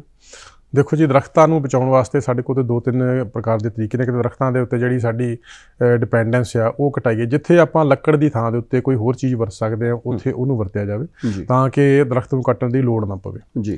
ਦਰਖਤਾਂ ਦੇ ਉੱਤੋਂ ਜਿਹੜੀ ਚੀਜ਼ ਸਾਡੇ ਬਾਇਓ ਪ੍ਰੋਡਕਟਸ ਬਣਦੇ ਨੇ ਉਹਨਾਂ ਨੂੰ ਹੀ ਆਪਾਂ ਥੋੜ੍ਹਾ ਉਹਨਾਂ ਦੀ ਵਰਤੋਂ ਘਟਾਈਏ। ਮੇਨ ਆਪਾਂ ਗੱਲ ਕਰੀਏ ਪੇਪਰ ਦੀ, ਪੇਪਰਲੈਸ ਕੰਮ ਕਰਨ ਦੇ ਨਾਲ, ਪੇਪਰ ਦੀ ਵਰਤੋਂ ਘਟਾਉਣ ਦੇ ਨਾਲ ਆਪਾਂ ਬਹੁਤ ਸਾਰਾ ਜਿਹੜਾ ਉਹ ਦਰਖਤ ਕੱਟਣ ਤੋਂ ਬਚਾ ਸਕਦੇ ਹਾਂ। ਆਪਾਂ ਗੱਲ ਕਰੀਏ ਮੋਟਾ ਜਿਹਾ ਆਪਾਂ ਲਾਈਏ ਤੇ ਪੂਰੇ ਵਰਲਡ ਦੇ ਜਿੰਨੇ ਦਰਖਤ ਕੱਟੇ ਜਾਂਦੇ ਆ ਟੋਟਲ, ਉਹਨਾਂ ਦਰਖਤਾਂ ਦੇ ਵਿੱਚੋਂ ਲਗਭਗ 40 ਤੋਂ 45% 46% ਦਰਖਤ ਜਿਹੜੇ ਉਹ ਸਿਰਫ ਪੇਪਰ ਬਣਾਉਣ ਵਾਸਤੇ ਹੀ ਵਰਤਿਆ ਜਾਂਦਾ। ਪੇਪਰ ਇੰਡਸਟਰੀ ਹੀ ਉਹਨੂੰ ਵਰਤਦੀ ਹੈ। ਜੇ ਉਸ ਤੋਂ ਵੀ ਅੱਗੇ ਗੱਲ ਕਰੀਏ ਤੇ ਉਹਦੇ ਵਿੱਚੋਂ ਵੀ ਜਿਹੜਾ 40-45% ਆਪਾਂ ਕੱਟਦੇ ਆ ਉਹਦਾ ਵੀ ਅੱਧੇ ਦਰਖਤ ਲਗਭਗ 50% ਜਿਹੜੀ ਕਟਾਈ ਆ ਉਹ ਟਿਸ਼ੂ ਪੇਪਰਸ ਔਰ ਟਾਇਲਟ ਟਿਸ਼ੂ ਪੇਪਰ ਜਿਹੜੇ ਉਹ ਬਣਾਉਣ ਵਾਸਤੇ ਜਿਹੜੀ ਵਰਤੀ ਜਾਂਦੀ ਹੈ ਜੀ। ਜੇ ਅਸੀਂ ਹੁਣੇ ਗੱਲ ਕਰ ਰਹੇ ਸੀ ਵੀ 1980 ਦੇ ਪਹਿਲੇ ਦਹਾਕੇ ਦੇ ਵਿੱਚ, ਪਹਿਲੇ ਦਹਾਕਿਆਂ 'ਚ ਡਿਪੈਂਡੈਂਸ ਇੰਨੀ ਨਹੀਂ ਸੀ ਹੈਗੀ ਜਾਂ ਕੀ ਸੀ। ਦੇਖੋ ਉਦੋਂ ਦੀਆਂ ਲੋੜਾਂ ਤੇ ਹੁਣ ਦੀਆਂ ਲੋੜਾਂ 'ਚ ਕਿੰਨਾ ਫਰਕ ਹੈ। ਉਦੋਂ ਆਪਾਂ ਕਿੰਨਾ ਪੇਪਰ ਵਰਤਦੇ ਸੀ, ਹੁਣ ਕਿੰਨਾ ਪੇਪਰ ਵਰਤਦੇ ਆ। ਉਦੋਂ ਤਾਂ ਅਸੀਂ ਨੱਕ ਪੁੰਝਣ ਨੂੰ ਵੀ ਕੱਪੜਾ ਨਹੀਂ ਸੀ ਵਰਤਦੇ, ਉਹ ਇਦਾਂ ਹੀ ਪੁੰਝ ਲੈਂਦੇ ਹੁੰਦੇ ਸੀ। ਬਿਲਕੁਲ ਜੀ, ਹਾਂਜੀ। ਤੇ ਹੁਣ ਉਹਦੇ ਵਾਸਤੇ ਵੀ ਅਸੀਂ ਕਹਿੰਦੇ ਵੀ ਟਿਸ਼ੂ ਹੋਵੇ, ਟਿਸ਼ੂ ਦੇ ਨਾਲ ਮਾੜਾ ਜਿਹਾ ਕੁਛ ਮਾੜਾ ਲੱਗ ਗਿਆ, ਹੱਥ ਭਾਵੇਂ ਸਾਡੇ ਸਾਫ਼ ਆ ਫਿਰ ਵੀ ਹੱਥ ਪੂੰਝ ਕੇ ਪਤਾ ਟਿਸ਼ੂ ਜਿਹੜਾ ਉੱਥੇ ਸੁੱਟ ਦੇਣਾ ਜੀ। ਔਰ ਟਿਸ਼ੂ ਬਣਾਉਣ ਵਾਸਤੇ, ਟਿਸ਼ੂ ਜਿਹੜਾ ਬਹੁਤ ਮੁਲਾਇਮ ਹੈ, ਇਹਨੂੰ ਬਣਾਉਣ ਵਾਸਤੇ ਦਰਖਤ ਤੇ ਕੱਟਿਆ ਹੀ ਜਾਂਦਾ ਵਾ ਜੋਗੀ ਜੀ, ਪਰ ਨਾਲ ਦੇ ਨਾਲ ਉਹਦਾ ਪਾਣੀ ਵੀ ਬਹੁਤ ਵੇਸਟ ਹੁੰਦਾ ਜੀ। ਕਿਉਂਕਿ ਦਰਖਤ ਨੂੰ ਕੱਟ ਕੇ ਉਹਦੀ ਪਲਪ ਬਣਦੀ ਆ, ਇਹਨਾਂ ਨੂੰ ਬਰੀਕ ਕੀਤਾ ਜਾਂਦਾ ਆ। ਇੱਕ ਲੱਕੜੀ ਨੂੰ ਇਹਨਾਂ ਕੁੱਟ ਕੇ ਬਰੀਕ ਕਰਨਾ, ਫਿਰ ਉਹਨੂੰ ਵਾਸ਼ ਕਰਕੇ ਧੋ ਕੇ ਇੱਕ ਚਿੱਟੇ ਰੰਗ ਦੇਣਾ, ਵਾਈਟ ਪਲਪ ਉਹ ਸਾਫ਼ ਹੋ ਜੇ। ਉਹਦੇ ਵਿੱਚ ਪਾਣੀ ਦੀ ਵੇਸਟੇਜ ਵੀ ਬਹੁਤ ਹੈ ਔਰ ਲੱਕੜ ਦੀ ਵੇਸਟੇਜ ਵੀ ਬਹੁਤ ਹੈ ਜੀ। ਜੇ ਆਪਾਂ ਆਪਣੀਆਂ ਆਦਤਾਂ ਤੇ ਥੋੜਾ ਜਿਹਾ ਕੰਟਰੋਲ ਕਰ ਲਈਏ, ਪਿਛਾਂਹ ਨੂੰ ਚੱਲ ਪਈਏ, ਪਿਛਲੀਆਂ ਆਦਤਾਂ ਸ਼ੁਰੂ ਕਰ ਲਈਏ ਵੀ ਆਪਣੇ ਕੋਲੇ ਇੱਕ ਰੁਮਾਲ ਰੱਖਿਆ ਹੋਵੇ, ਉਸ ਰੁਮਾਲ ਨਾਲ ਹੀ ਆਪਾਂ ਹੱਥ ਪੂੰਝੀਏ, ਉਹਨੂੰ ਫਿਰ ਧੋ ਲਿਆ ਜਾਵੇ, ਫਿਰ ਕਿੱਡੀ ਕੋਈ ਵੱਡੀ ਗੱਲ ਨਹੀਂ। ਇਹ ਜ਼ਰੂਰੀ ਨਹੀਂ ਕਿ ਹਰ ਵੇਲੇ ਆਪਾਂ ਚਾਹ ਪੀਤੀ ਤੇ ਮੂੰਹ ਸਾਫ਼ ਕਰਨਾ ਉਹ ਵੀ ਟਿਸ਼ੂ ਪੇਪਰ ਨਾਲ ਹੀ ਕਰਨਾ, ਉਹ ਸੁੱਟ ਦਿੱਤਾ ਉੱਥੇ। ਉਹ ਇੱਕ ਪੇਪਰ ਦਰਖਤ ਕੱਟਣ ਦੇ ਵਿੱਚ ਆਪਾਂ ਇੱਕ ਯੋਗਦਾਨ ਵਧਾ ਰਹੇ ਹਾਂ, ਦਰਖਤਾਂ ਕੱਟਣ ਦੀ ਲੋੜ ਵਧਾ ਰਹੇ, ਕਿਉਂਕਿ ਜੇ ਇਹਦੀ ਡਿਮਾਂਡ ਘਟੇਗੀ ਤੇ ਸਪਲਾਈ ਵੀ ਆਪੇ ਘਟੇਗੀ। ਬਿਲਕੁਲ, ਉਹਨੇ ਦਰਖਤ ਘੱਟ ਕੱਟਣੇ ਪੈਣਗੇ ਜੀ। ਟਿਸ਼ੂ ਪੇਪਰ ਜੇ ਆਪਾਂ ਟਾਇਲਟ ਦੀ ਗੱਲ ਕਰੀਏ ਤੇ ਕਿੰਨੇ ਕੁ ਆਪਾਂ ਵਰਤਦੇ ਸੀ ਜੀ। ਹੁਣ ਚਲੋ ਟਾਇਲਟ ਆ ਗਏ ਨੇ, ਉੱਥੇ ਪਾਣੀ ਦੀ ਲੋੜ ਹੈਗੀ ਆ। ਜੇ ਆਪਾਂ ਇਹ ਕਹੀਏ ਵੀ ਨਹੀਂ ਜੀ ਆਪਾਂ ਉਹ ਆਪਣਾ ਸਫਾਈ ਕਰਨ ਵਾਸਤੇ ਟਿਸ਼ੂ ਪੇਪਰ ਵਰਤਣਾ, ਪਾਣੀ ਜਿਹੜਾ ਉਹ ਵੇਸਟ ਹੋਏਗਾ ਜੀ। ਠੀਕ ਹੈ, ਪਾਣੀ ਵੇਸਟ ਹੋਏਗਾ, ਬਟ ਦੂਜੇ ਬੰਨੇ ਉਹ ਟਿਸ਼ੂ ਬਣਾਉਣ ਵਾਸਤੇ ਜਿਹੜਾ ਉਹ ਪਾਣੀ ਜ਼ਿਆਦਾ ਵੇਸਟ ਹੋਏਗਾ। ਇੱਥੇ ਸਾਨੂੰ 2-4-5 ਲੀਟਰ ਪਾਣੀ ਦੇ ਨਾਲ ਜਿਹੜਾ ਉਹ ਸਫਾਈ ਹੋ ਜਾਏਗੀ, ਉਹਦੇ ਬੰਨੇ 10 ਗੁਣਾ ਪਾਣੀ ਜਿਹੜਾ 50 ਲੀਟਰ ਪਾਣੀ ਜਿਹੜਾ ਉਹਨੇ ਪੇਪਰ ਨੂੰ ਜਿੰਨਾ ਪੇਪਰ ਆਪਾਂ ਉਸ ਵੇਲੇ ਵਰਤਣਾ ਉਹਦੀ ਸਫਾਈ ਕਰਨ ਵਾਸਤੇ, ਉਹਨੂੰ ਬਣਾਉਣ ਵਾਸਤੇ ਵਰਤਿਆ ਜਾਏਗਾ। ਅੱਜ ਲੋੜ ਹੈ ਸਾਡੇ ਪੂਰੇ ਇਨਫਰਾਸਟ੍ਰਕਚਰ ਨੂੰ ਪੇਪਰਲੈਸ ਕਰਨ ਦੀ। ਬਿਲਕੁਲ ਜੀ, ਥੋੜਾ ਲਾਈਫ ਸਟਾਈਲ ਆਪਣਾ ਚੇਂਜ ਕਰੀਏ, ਲਾਈਫ ਸਟਾਈਲ ਨੂੰ ਜਿਹੜਾ ਚੇਂਜ ਕਰਕੇ ਪੇਪਰ ਦੇ ਉੱਤੋਂ, ਟਿਸ਼ੂ ਪੇਪਰ ਦੇ ਉੱਤੋਂ ਜਿੰਨਾ ਆਪਾਂ ਘਟਾ ਸਕਦੇ ਮਿਨੀਮਾਈਜ਼ ਕਰੋ, ਇਹਨੂੰ ਘੱਟ ਤੋਂ ਘੱਟ ਕਰੋ। ਹਾਂ ਠੀਕ ਹੈ, ਜਿੱਥੇ ਤੁਹਾਨੂੰ ਉਹਦੀ ਨਿਹਾਇਤ ਲੋੜ ਹੈ ਉੱਥੇ ਆਪਾਂ ਉਹਨੂੰ ਵਰਤਣਾ ਹੀ ਆ। ਬਾਠ ਸਾਹਿਬ, ਇੱਕ ਮੈਂ ਤੁਹਾਨੂੰ ਦਿਖਾਉਣਾ ਚਾਹੁੰਦਾ ਚੀਜ਼, ਆਹ ਪੇਪਰ ਆ, ਇਹ ਪੇਪਰ ਦੋਨੋਂ ਪਾਸੇ ਭਰਿਆ ਹੋਇਆ। ਹਾਂਜੀ, ਮੈਂ ਦੋਨੋਂ ਪਾਸੇ ਵਰਤਿਆ, ਇਹ ਗੱਲ ਠੀਕ ਹੈ? ਬਿਲਕੁਲ ਜੀ, ਬਿਲਕੁਲ। ਹਨਾ, ਇਸ ਤੋਂ ਅੱਗੇ ਆਪਾਂ ਕੀ ਕਰ ਸਕਦੇ ਹਾਂ? ਕਿਉਂਕਿ ਹੁਣ ਤਾਂ ਪੇਪਰ ਵਰਤ ਲਿਆ ਆਪਾਂ, ਇਸ ਤੋਂ ਅੱਗੇ ਵੀ ਤਾਂ ਕੋਈ ਪ੍ਰੋਸੈਸ ਹੋਊਗੀ। ਹਾਂ ਦੇਖੋ ਜੀ, ਇਸ ਤਰ੍ਹਾਂ ਆਪਾਂ ਪੇਪਰ ਜਿਹੜਾ ਇਹ ਦੋਨੇ ਪਾਸੇ ਤੋਂ ਇਹਨੂੰ ਵਰਤ ਲਿਆ ਜੋਗੀ ਜੀ ਨੇ। ਇੱਕ ਪਾਸੇ ਪਹਿਲਾਂ ਟਾਈਪ ਹੋਇਆ ਸੀ, ਦੂਜੇ ਪਾਸੇ ਉਹਨਾਂ ਲਿਖ ਲਿਆ, ਬਹੁਤ ਅੱਛੀ ਗੱਲ ਹੈ ਕਿ ਪੇਪਰ ਵੇਸਟ ਨਹੀਂ, ਨਵਾਂ ਪੇਪਰ ਨਹੀਂ ਲਿਆ। ਹੁਣ ਇਸ ਤੋਂ ਨੈਕਸਟ ਇਹ ਹੈ ਕਿ ਇਸ ਪੇਪਰ ਨੂੰ ਜੇ ਆਪਾਂ ਚੱਕ ਕੇ ਪਾੜ ਕੇ ਕੂੜੇਦਾਨ 'ਚ ਸੁੱਟ ਦਿੱਤਾ ਔਰ ਇਹ ਕੂੜੇਦਾਨ ਦੇ ਵਿੱਚੋਂ ਚਲੇ ਗਿਆ ਕਿਤੇ ਗਾਰਬੇਜ ਵਿੱਚ ਚਲੇ ਗਿਆ, ਜਾਂ ਇਹਨੂੰ ਅੱਗ ਲਾ ਕੇ ਸਾੜ ਦਿੱਤਾ, ਅੱਗ ਲਾ ਕੇ ਸਾੜਿਆ, ਉਹਦੇ ਨਾਲ ਕਾਰਬਨ ਪੈਦਾ ਹੋਈ। ਅੱਗੇ ਇਹਦੇ ਵਿੱਚ ਕਾਰਬਨ ਜਿਹੜੀ ਆ ਉਹ ਸਾਡੀ ਇੱਕ ਇਹਦੇ ਵਿੱਚ ਜਮ੍ਹਾਂ ਹੋਈ ਪਈ ਆ ਜੀ। ਜਦੋਂ ਸਿਆਹੀ ਵੀ ਆ, ਨਹੀਂ ਸਿਆਹੀ ਨਹੀਂ, ਪੇਪਰ ਦੇ ਵਿੱਚ ਵੀ ਕਾਰਬਨ ਹੈ ਜੀ। ਅੱਛਾ ਜੀ, ਜਿੰਨੀ ਕਾਰਬਨ ਆ ਹਵਾ ਦੇ ਵਿੱਚੋਂ ਦਰਖਤ ਜਿਹੜੇ ਨੇ ਉਹ ਆਪਣੇ ਆਪ ਉਹਦੇ ਵਿੱਚ ਲੈ ਕੇ ਉਹ ਜਜ਼ਬ ਕਰਦੇ ਨੇ। ਔਰ ਇਹ ਜਿੰਨਾ ਚਿਰ ਤੱਕ ਮੰਨ ਲਓ ਇੱਕ ਟੇਬਲ ਹੀ ਪਿਆ ਸਾਡੇ ਕੋਲ, ਆ ਟੇਬਲ ਦੇ ਵਿੱਚ ਵੀ ਕਾਰਬਨ ਜਿਹੜੀ ਉਹ ਸਟੋਰਡ ਹੈ। ਉਹ ਕਿੰਨਾ ਚਿਰ ਤੱਕ ਸਟੋਰ ਹੈ, ਜਿੰਨਾ ਚਿਰ ਤੱਕ ਇਹ ਟੇਬਲ ਦੇ ਰੂਪ ਵਿੱਚ, ਲੱਕੜੀ ਦੇ ਰੂਪ ਵਿੱਚ ਹੈਗਾ। ਜਦੋਂ ਇਹਨੂੰ ਆਪਾਂ ਬਾਲ ਦਿੱਤਾ, ਜਲਾ ਦਿੱਤਾ, ਕਾਰਬਨ ਡਾਈਆਕਸਾਈਡ ਜਿਹੜੀ ਉਹ ਹਵਾ ਵਿੱਚ ਚਲੀ ਜਾਂਦੀ ਹੈ ਤੇ ਵਾਤਾਵਰਨ ਨੂੰ ਗੰਧਲਾ ਕਰਦੀ ਹੈ ਜੀ। ਇਸੇ ਤਰੀਕੇ ਦੇ ਨਾਲ ਹੀ ਜਦੋਂ ਇਹ ਪੇਪਰ ਨੂੰ ਆਪਾਂ ਜਲਾਵਾਂਗੇ ਇਹ ਵਾਤਾਵਰਨ ਨੂੰ ਗੰਧਲਾ ਕਰੇਗੀ। ਬਟ ਜੇ ਅਸੀਂ ਇਸ ਪੇਪਰ ਨੂੰ ਹੀ ਦੁਬਾਰਾ ਇਕੱਠਾ ਕਰ ਲਿਆ ਜਾਵੇ। ਜਿੰਨਾ ਵੀ ਦਫ਼ਤਰਾਂ ਦਾ ਪੇਪਰ ਵੇਸਟੇਜ ਆ ਜਾਂ ਹੋਰ ਇੰਡਸਟਰੀ ਦਾ ਜਿੱਥੇ ਵੀ ਵੇਸਟੇਜ ਆ ਉਹਨੂੰ ਇਕੱਠਾ ਕਰਕੇ ਉਹਨੂੰ ਦੁਬਾਰਾ ਉਹਦੀ ਥ੍ਰੈਸ਼ਿੰਗ ਕਰਕੇ ਉਹਦੀ ਪੀਸ ਕਰਕੇ ਪੇਪਰ ਇੰਡਸਟਰੀ ਵਿੱਚ ਹੀ ਦੁਬਾਰਾ ਉਹਨੂੰ ਰੀਸਾਈਕਲ ਹੋਣ ਲਈ ਭੇਜ ਦਈਏ ਤੇ ਉਹਦੇ ਨਾਲ ਦੇਖੋ ਕਿੰਨਾ ਜਿਹੜਾ ਉਹ ਦਰਖਤ ਜਿਹੜੇ ਕੱਟ ਕੇ ਉਹ ਪੇਪਰ ਬਣਨਾ ਸੀ ਉਹ ਕੁਛ ਨਾ ਕੁਛ 5%, 10%, 2%, 1% ਯੋਗਦਾਨ ਪਏਗਾ। ਉਨਾ ਹੀ ਯੋਗਦਾਨ ਪਾਉਣ ਦੇ ਨਾਲ ਕੁਛ ਨਾ ਕੁਛ ਸਾਡੀ ਡਿਪੈਂਡੈਂਸ ਜਿਹੜੀ ਉਹ ਟਰੀਜ਼ ਦੇ ਉੱਤੇ ਘਟੇਗੀ ਜੀ। ਇਹ ਗੱਲ ਬਹੁਤ ਜ਼ਰੂਰੀ ਹੈ ਕਿ ਆਪਾਂ ਪੇਪਰ ਨੂੰ ਜਿਹੜਾ ਆ ਉਹ ਰੀਸਾਈਕਲ ਕਰਨ ਵਾਸਤੇ ਰੱਦੀ ਦੇ ਵਿੱਚ ਜਿਹੜਾ ਉਹਨੂੰ ਵੇਚਿਆ ਜਾਵੇ ਜਾਂ ਪੇਪਰ ਜਿੱਥੇ ਜ਼ਿਆਦਾ ਪੇਪਰ ਹੋ ਜਾਂਦਾ ਤੁਹਾਡੇ ਕੋਲ ਉੱਥੇ ਆਪਾਂ ਡਾਇਰੈਕਟ ਪੇਪਰ ਮਿਲ ਦੇ ਉੱਤੇ ਗੱਤਾ ਮਿਲ ਦੇ ਉੱਤੇ ਵੀ ਇਹਨੂੰ ਭੇਜ ਸਕਦੇ ਹਾਂ। ਔਰ ਇਹ ਉਸ ਤੋਂ ਵੀ ਇੱਕ ਨੈਕਸਟ ਕਦਮ ਹੈ ਜਿਹੜਾ ਤੁਸੀਂ ਆਹ ਕਰਿਆ। ਇਸ ਤੋਂ ਨੈਕਸਟ ਕਦਮ ਇਹ ਵੀ ਹੈ ਮੈਂ ਚਾਹਾਂਗਾ ਕਿ ਅੱਗੇ ਤੋਂ ਤੁਸੀਂ ਵੀ ਇਸ ਚੀਜ਼ ਨੂੰ ਜ਼ਰੂਰ ਅਪਣਾਓਗੇ ਕਿ ਪੇਪਰ ਨੂੰ ਜਿਹੜਾ ਉਹ ਡਸਟਬਿਨ 'ਚ ਨਹੀਂ ਆਪਾਂ ਸੁੱਟਣਾ, ਉਹਨੂੰ ਇੱਕ ਵੱਖਰੀ ਬੋਰੀ ਲਾ ਲਓ ਜੀ, ਕੋਈ ਬਿਨ ਲਾ ਲਓ, ਉਹਦੇ 'ਚ ਪਾ ਲਿਆ ਜਾਵੇ ਔਰ ਦੁਬਾਰਾ ਉਹਨੂੰ ਰੀਸਾਈਕਲ ਹੋਣ ਵਾਸਤੇ ਭੇਜਿਆ ਜਾਵੇ। ਬਿਲਕੁਲ ਜੀ। ਔਰ ਇਹ ਇੱਕ ਬਹੁਤ ਹੀ ਬੇਸ਼ਕੀਮਤੀ ਸਲਾਹ ਆ ਕਿਉਂਕਿ ਸਾਡੇ ਘਰਾਂ ਦੇ ਵਿੱਚ ਅਕਸਰ ਬਹੁਤ ਸਾਰਾ ਪੇਪਰ ਹੁੰਦਾ ਆ, ਅਸੀਂ ਉਹਨੂੰ ਵਰਤ ਕੇ ਉਵੇਂ ਕੂੜੇ ਦੇ ਵਿੱਚ ਸੁੱਟ ਦਿੰਦੇ ਹਾਂ ਤੇ ਜਾਂ ਫਿਰ ਉਹਨੂੰ ਜਲਾ ਦਿੰਦੇ ਹਾਂ ਤੇ ਉਸ ਕਾਰਬਨ ਨੂੰ ਫੈਲਾਉਣ ਤੋਂ ਚੰਗਾ ਹੈ ਕਿ ਅਸੀਂ ਇਹਨੂੰ ਰੀਸਾਈਕਲ ਵਾਸਤੇ ਦਈਏ ਤਾਂ ਕਿ ਅਸੀਂ ਰੁੱਖ ਬਚਾਉਣ ਦੇ ਵਿੱਚ ਆਪਣਾ ਯੋਗਦਾਨ ਜਿਹੜਾ ਇੱਕ ਅਦਿੱਖ ਯੋਗਦਾਨ ਆ ਉਹ ਵੀ ਅਸੀਂ ਅਦਾ ਕਰ ਸਕੀਏ। ਤੇ ਹੁਣ ਗੱਲ ਕਰਦੇ ਹਾਂ ਸਾਡੇ ਇੱਕ ਹੋਰ ਫਿਕਰ ਦੀ, ਰੁੱਖਾਂ ਨੂੰ ਲੈ ਕੇ ਜਿਹੜਾ ਜੁੜਿਆ ਹੋਇਆ। ਜੋ ਸਾਡੇ ਪੁਰਾਤਨ ਰੁੱਖ ਸੀਗੇ, ਸਾਡੇ ਪਿੱਪਲ ਸੀ, ਬੋਹੜ ਸੀ, ਕਿੱਕਰਾਂ ਸੀ, ਟਾਹਲੀਆਂ ਸੀ, ਨਿੰਮਾਂ ਸੀ, ਸ਼ਰੀਂ ਸੀ, ਤੂਤ ਸੀ, ਉਹ ਸਾਰੇ ਅਮਰੂਦ ਉਹ ਹੁਣ ਦਿਖਾਈ ਨਹੀਂ ਦਿੰਦੇ, ਹੁਣ ਤਾਂ ਗਾਇਬ ਹੀ ਹੋ ਗਏ। ਹੁਣ ਹੋਰ ਹੀ ਤਰ੍ਹਾਂ ਦੇ ਰੁੱਖ ਆ ਗਏ ਸਾਡੇ। ਦੇਖੋ ਜੀ ਆਪਾਂ ਜੇ ਗੱਲ ਕਰਦੇ ਤੁਸੀਂ ਆਪਾਂ ਗੱਲਾਂ ਦੇ ਵਿੱਚ ਹੀ ਗੱਲ ਕਰਦੇ ਤੁਸੀਂ ਉਹ ਗੱਲ ਕੀਤੀ ਸੀ ਬਾਹਰ ਖੇਤਾਂ ਦੇ ਵਿੱਚ ਖੂਹਾਂ ਦੇ ਉੱਤੇ ਬੋਹੜਾਂ ਦੀ ਜੀ, ਪਿੱਪਲਾਂ ਦੀ, ਨਿੰਮਾਂ ਦੀ, ਕਿੱਕਰਾਂ ਦੀ ਜੀ। ਉਸ ਵੇਲੇ ਜਿਹੜਾ ਉਹ ਮਾਹੌਲ ਸੀ, ਉਸ ਵੇਲੇ ਖੂਹ ਹੁੰਦਾ ਸੀ, ਖੂਹ ਦੇ ਉੱਤੇ ਸਾਰੇ ਪਿੰਡ ਦੇ ਲੋਕ ਆ ਕੇ ਬੈਠਦੇ ਸੀ। ਹਰੇਕ ਖੂਹ ਦੇ ਉੱਤੇ 2-4 ਪਿੱਪਲ, ਨਿੰਮ, ਬੋਹੜ, ਅੰਬ, ਜਾਮਣ ਹੁੰਦਾ ਸੀ ਜੀ। ਇੱਕ ਸਾਂਝਾ ਖੂਹ ਹੁੰਦਾ ਸੀ, ਉੱਥੇ ਲੋਕ ਉਹਨੂੰ ਇੰਜੋਏ ਕਰਦੇ ਸੀ। ਪਰੰਤੂ ਜਿਉਂ-ਜਿਉਂ ਸਮਾਂ ਬਦਲਿਆ ਖੂਹ ਲੁਪਤ ਹੁੰਦੇ ਗਏ ਔਰ ਖੂਹਾਂ ਦੀ ਜਗ੍ਹਾ ਆਪਾਂ ਬੋਰ ਕਰਾਉਣੇ ਸ਼ੁਰੂ ਕਰ ਦਿੱਤੇ ਗਏ। ਉਹ ਸਿੰਗਲ ਇਕੱਲਤਾ ਹੋ ਗਈ ਜੀ। ਲੋਕ ਇਕੱਠੇ ਹੋ ਕੇ ਬਹਿਣੋਂ ਵੀ ਹਟ ਗਏ। ਜਿਹੜੀਆਂ ਸਾਂਝੀਆਂ ਥਾਵਾਂ ਸੀ, ਜਿੱਥੇ ਸਾਂਝੀਆਂ ਥਾਵਾਂ ਤੇ ਪਿੱਪਲ ਬੋਹੜ ਸੀ, ਉਹ ਵੀ ਘਟੀਆਂ। ਉਹਨਾਂ ਦੇ ਉੱਤੇ ਡਿਵੈਲਪਮੈਂਟ ਕਰਨ ਵਾਸਤੇ ਉਹ ਪਿੱਪਲ ਬੋਹੜ ਜਿਹੜੇ ਪਿੰਡਾਂ 'ਚੋਂ ਖਤਮ ਹੋਏ ਜੀ। ਪਰੰਤੂ ਅਜੇ ਵੀ ਬਹੁਤ ਸਾਰੇ ਜਗ੍ਹਾ ਦੇ ਉੱਤੇ ਜਿਹੜੇ ਨੇ ਉਹ ਪਿੱਪਲ ਬੋਹੜ ਜਿਹੜੇ ਨੇ ਉਹ ਕੁਛ ਧਾਰਮਿਕ ਸਥਾਵਾਂ ਦੇ ਉੱਤੇ ਉਹ ਹੈਗੇ ਨੇ ਜਾਂ ਇਹੋ ਜਿਹੀਆਂ ਸੰਸਥਾ ਜਗ੍ਹਾ ਹੈਗੀਆਂ ਨੇ ਜਿੱਥੇ ਉਹ ਨਹੀਂ ਕੱਟਣ ਦਿੰਦੀਆਂ ਉਹਨਾਂ ਨੂੰ, ਉੱਥੇ ਉਹ ਹੈਗੇ ਨੇ। ਤੇ ਜੇ ਆਪਾਂ ਗੱਲ ਕਰਦੇ ਕਿੱਕਰਾਂ ਦੀ, ਟਾਹਲੀਆਂ ਦੀ ਜਾਂ ਹੋਰ ਦਰਖਤ ਜਿਹੜੇ ਤੁਸੀਂ ਗੱਲ ਕਰ ਰਹੇ ਹੋ ਲੁਪਤ ਹੋ ਰਹੇ ਆ ਜੀ, ਉਹ ਸਮੇਂ ਦੇ ਨਾਲ ਕਲਾਈਮੇਟ ਚੇਂਜ ਹੋਇਆ। ਕਲਾਈਮੇਟ ਚੇਂਜ ਹੋਣ ਦੇ ਨਾਲ ਉਹਨਾਂ ਦਾ ਕਲਾਈਮੇਟ ਜਿਹੜਾ ਸੀ ਉਹ ਖਰਾਬ ਹੋਇਆ। ਇੱਥੇ ਉਹ ਨਹੀਂ ਦੁਬਾਰਾ ਹੋ ਪਾ ਰਹੇ। ਆਪਾਂ ਸ਼ੀਸ਼ਮ ਦੀ ਗੱਲ ਕਰਦੇ ਹਾਂ, ਟਾਹਲੀ ਦੀ ਗੱਲ ਕਰਦੇ ਹਾਂ। ਟਾਹਲੀ ਸਾਡਾ ਸਟੇਟ ਟਰੀ ਹੈ ਬਿਲਕੁਲ, ਔਰ ਉਹ ਕਿੰਨੀ ਕੀਮਤੀ ਉਹਦੀ ਲੱਕੜ ਵੀ ਹੈ। ਪਰੰਤੂ ਹੁਣ ਦੇਖਣ ਵਿੱਚ ਆ ਰਿਹਾ ਕਿ ਜਦੋਂ ਆਪਾਂ ਟਾਹਲੀ ਲਾਉਂਦੇ ਹਾਂ ਲਗਭਗ 15-16 ਸਾਲਾਂ ਬਾਅਦ, 20 ਸਾਲਾਂ ਤੋਂ ਬਾਅਦ ਇੱਕਦਮ ਜਿਹੜੀ ਕੁਛ ਏਰੀਆ 'ਚ ਸੁੱਕ ਰਹੀ ਹੈ, ਸੁੱਕ ਜਾਂਦੀ ਹੈ। ਉਹਦਾ ਕਾਰਨ ਸਕਸੈਸ਼ਨ ਹੈ। ਸਕਸੈਸ਼ਨ ਵੀ ਆ, ਇੱਕ ਬਿਮਾਰੀ ਵੀ ਹੈ ਔਰ ਕਲਾਈਮੇਟ ਵੀ ਹੈ। ਦੇਖੋ ਕਿ ਇੱਕਦਮ ਕਿੰਨਾ ਬਿਲਕੁਲ ਚਿਲਡ ਟੈਂਪਰੇਚਰ ਹੋ ਜਾਂਦਾ। ਦੂਜੇ ਬੰਨੇ ਇੱਕਦਮ ਟੈਂਪਰੇਚਰ ਤਰ੍ਹਾਂ ਦਾ ਜਿਹੜਾ ਇੱਕਦਮ ਬਿਲਕੁਲ ਉਹ ਅੱਗ ਹੀ ਲੱਗ ਪੈਣੀ ਆ ਵੀ ਮਾੜੀ ਜਿਹੀ ਤੀਲੀ ਸੁੱਟਣ ਦੀ ਲੋੜ ਆ, ਸੁੱਟਣ ਦੀ ਵੀ ਲੋੜ ਨਹੀਂ, ਥੋੜੀ ਰਗੜ ਲੱਗਣ ਦੇ ਨਾਲ ਹੀ ਇੰਨਾ ਟੈਂਪਰੇਚਰ ਹੋ ਜਾਂਦਾ ਵੀ ਉਹ ਅੱਗ ਵੀ ਲੱਗ ਜਾਂਦੀ ਹੈ। ਇਹ ਕੁਛ ਕਲਾਈਮੇਟਿਕ ਚੇਂਜ ਹੋਣ ਦੇ ਨਾਲ ਇਹ ਸਪੀਸੀਜ਼ ਜਿਹੜੀਆਂ ਨੇ ਸਾਡੀਆਂ ਕਿੱਕਰ, ਟਾਹਲੀ ਜਿਹੜੀ ਆ ਉਹ ਨਹੀਂ ਲੱਭ ਰਹੀ। ਨਿੰਮ ਦੀ ਗੱਲ ਕਰੀਏ, ਨਿੰਮ ਵੀ ਸਾਡੇ ਮਾਲਵੇ ਖੇਤਰ ਦੇ ਵਿੱਚ ਨਿੰਮ ਤੇਜ਼ ਬਹੁਤ ਹੈਗੀ ਆ। ਪਰੰਤੂ ਇੱਧਰ ਮਾਝੇ ਵਾਲੇ ਏਰੀਏ ਵਿੱਚ ਨਿੰਮ ਜਿਹੜੀ ਆ ਉਹ ਜਦੋਂ ਇੰਨੀ ਜ਼ਿਆਦਾ ਚਿਲਡ ਟੈਂਪਰੇਚਰ ਹੋ ਜਾਂਦਾ, ਘੱਟ ਜਾਂਦਾ ਟੈਂਪਰੇਚਰ, ਉਹਦੇ ਦੌਰਾਨ ਉਹ ਸੁੱਕ ਜਾਂਦੀ ਹੈ ਜੀ। ਇਹ ਕਾਰਨ ਹੈ ਜੀ।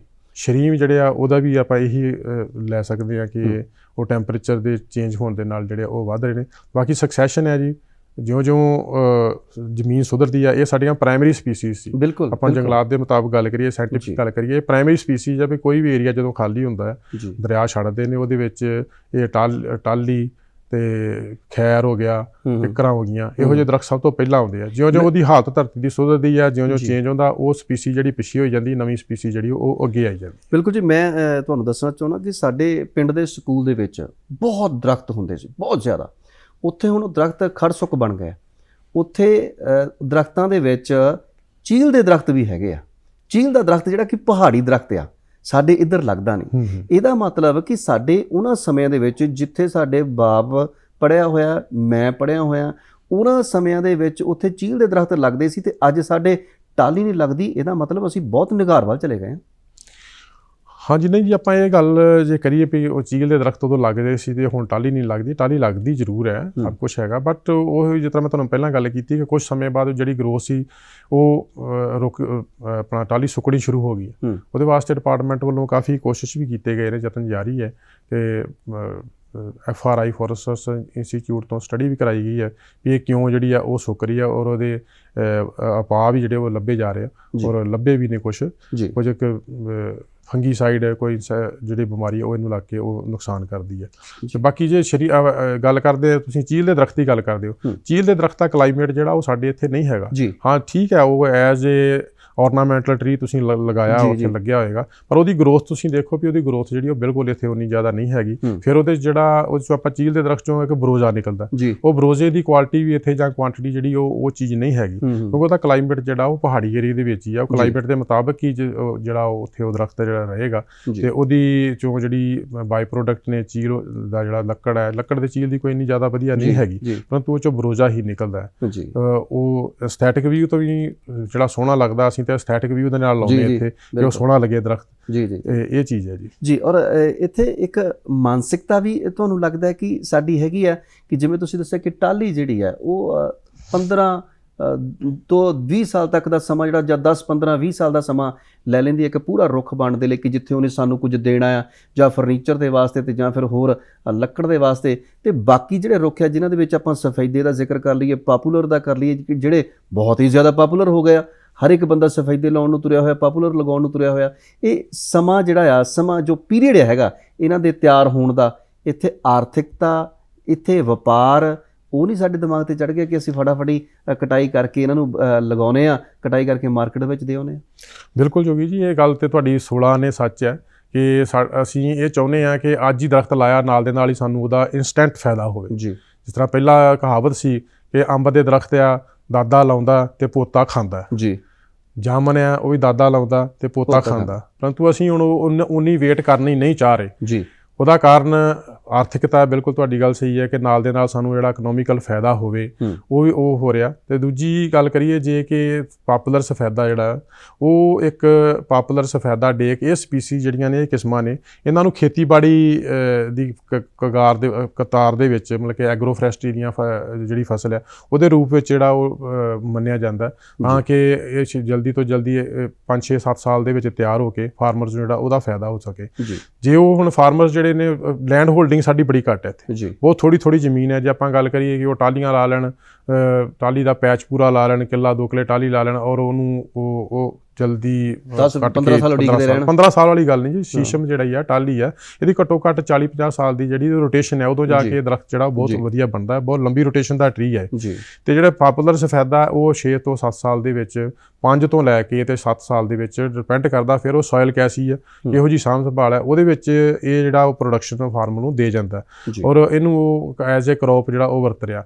ਔਰ ਇਹੀ ਇੱਕ, ਜਿਸ ਤਰ੍ਹਾਂ ਆਪਾਂ ਪਹਿਲਾਂ ਗੱਲ ਕਰ ਰਹੇ ਸੀ ਕਿ ਦਰਖਤਾਂ ਨੂੰ ਹੇਠ ਰਕਬਾ ਵਧਾਉਣ ਵਾਸਤੇ ਉਹ ਪਾਪੂਲਰ ਤੇ ਸਫੈਦਾ ਹੀ ਹੈ ਜਿਹੜਾ ਦਰਖਤਾਂ ਹੇਠ ਰਕਬਾ ਜਿਹੜਾ ਉਹ ਵੱਧ ਸਕਦਾ। ਇਹਨੂੰ ਐਗਰੋ ਫੋਰੈਸਟਰੀ ਨੂੰ ਸਰਕਾਰ ਵੱਲੋਂ ਵੀ ਜਿਹੜਾ ਉਹ ਪ੍ਰਮੋਟ ਕੀਤਾ ਜਾ ਰਿਹਾ, ਸਬਸਿਡੀਆਂ ਵੀ ਦਿੱਤੀਆਂ ਜਾਂਦੀਆਂ। ਹਾਂਜੀ, ਇਹਦੇ ਵਿੱਚ ਜਿਹੜਾ ਸਫੈਦਾ ਆ, ਪਾਪੂਲਰ ਆ, ਜਾਂ ਕੋਈ ਵੀ ਟਰੀ ਜਿਹੜੀ ਹੈ ਦਰਖਤ, ਕੋਈ ਵੀ ਜਿਹੜਾ ਉਹ ਫਾਰਮਰ ਆਪਣੇ ਖੇਤਾਂ ਉੱਤੇ ਲਾਉਂਦਾ, ਉਹਦੇ ਵਿੱਚ ਵਿਭਾਗ ਵੱਲੋਂ ਬਕਾਇਦਾ ਕਿਸਾਨ ਨੂੰ 60 ਰੁਪਏ ਪ੍ਰਤੀ ਦਰਖਤ 60 ਰੁਪਏ ਪ੍ਰਤੀ ਦਰਖਤ ਸਬਸਿਡੀ ਦਿੱਤੀ ਜਾਂਦੀ ਹੈ ਜੀ। ਬਿਲਕੁਲ ਜੀ, ਔਰ ਉਹ ਸਾਲ ਦਰ ਸਾਲ ਜਿਵੇਂ ਜਿਵੇਂ ਤੁਸੀਂ ਪਾਲਦੇ ਹੋ ਉਹ ਤੁਹਾਨੂੰ ਸਬਸਿਡੀ ਵੀ ਮਿਲਦੀ ਹੈ। ਅੱਜ ਲੋੜ ਹੈ ਸਾਨੂੰ ਕਿ ਆਪਣਾ ਉਹ ਰਕਬਾ ਜਿਹੜਾ ਜੰਗਲ ਦੇ ਹੇਠ ਵਧਾਈਏ। ਅੱਜ ਜਰਨੈਲ ਸਿੰਘ ਬਾਠ ਜੀ ਜਿਹੜੇ ਕਿ ਵਣ ਮੰਡਲ ਅਫਸਰ ਨੇ, ਉਹਨਾਂ ਨੇ ਵਿਸਥਾਰਪੂਰਵਕ ਚਰਚਾ ਜਿਹੜੀ ਹੈ ਉਹ ਸਾਡੇ ਨਾਲ ਕੀਤੀ ਹੈ। ਸਮਾਂ ਹੋਰ ਇਜਾਜ਼ਤ ਨਹੀਂ ਦਿੰਦਾ ਜੀ, ਤੁਸੀਂ ਸਾਡੇ ਇਸ ਪ੍ਰੋਗਰਾਮ ਦੇ ਵਿੱਚ ਆਏ, ਬਹੁਤ ਚੰਗੀ ਚਰਚਾ ਕੀਤੀ, ਤੁਹਾਡਾ ਬਹੁਤ ਬਹੁਤ ਧੰਨਵਾਦ। ਧੰਨਵਾਦ, ਸ਼ੁਕਰੀਆ ਜੀ।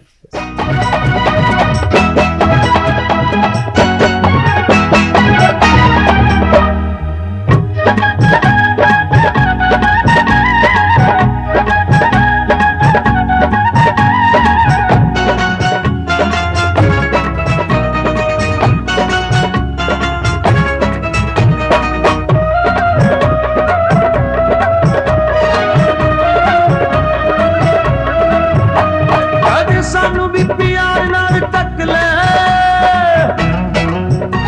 ਅੱਜ ਸਾਨੂੰ ਵੀ ਪਿਆਰ ਨਾਲ ਤੱਕ ਲੈ ਨੀ ਬੇਰੀਆਂ ਦੇ ਬੇਰ ਖਾਣੀਏ, ਸਾਨੂੰ ਕਿਟਕਾ ਗਿਣਨ ਤੇ ਹੀ ਰੱਖ ਲੈ ਨੀ ਬੇਰੀਆਂ ਦੇ ਬੇਰ ਖਾਣੀਏ, ਸਾਨੂੰ ਕਿਟਕਾ ਗਿਣਨ ਤੇ ਹੀ ਰੱਖ ਲੈ ਨੀ ਬੇਰੀਆਂ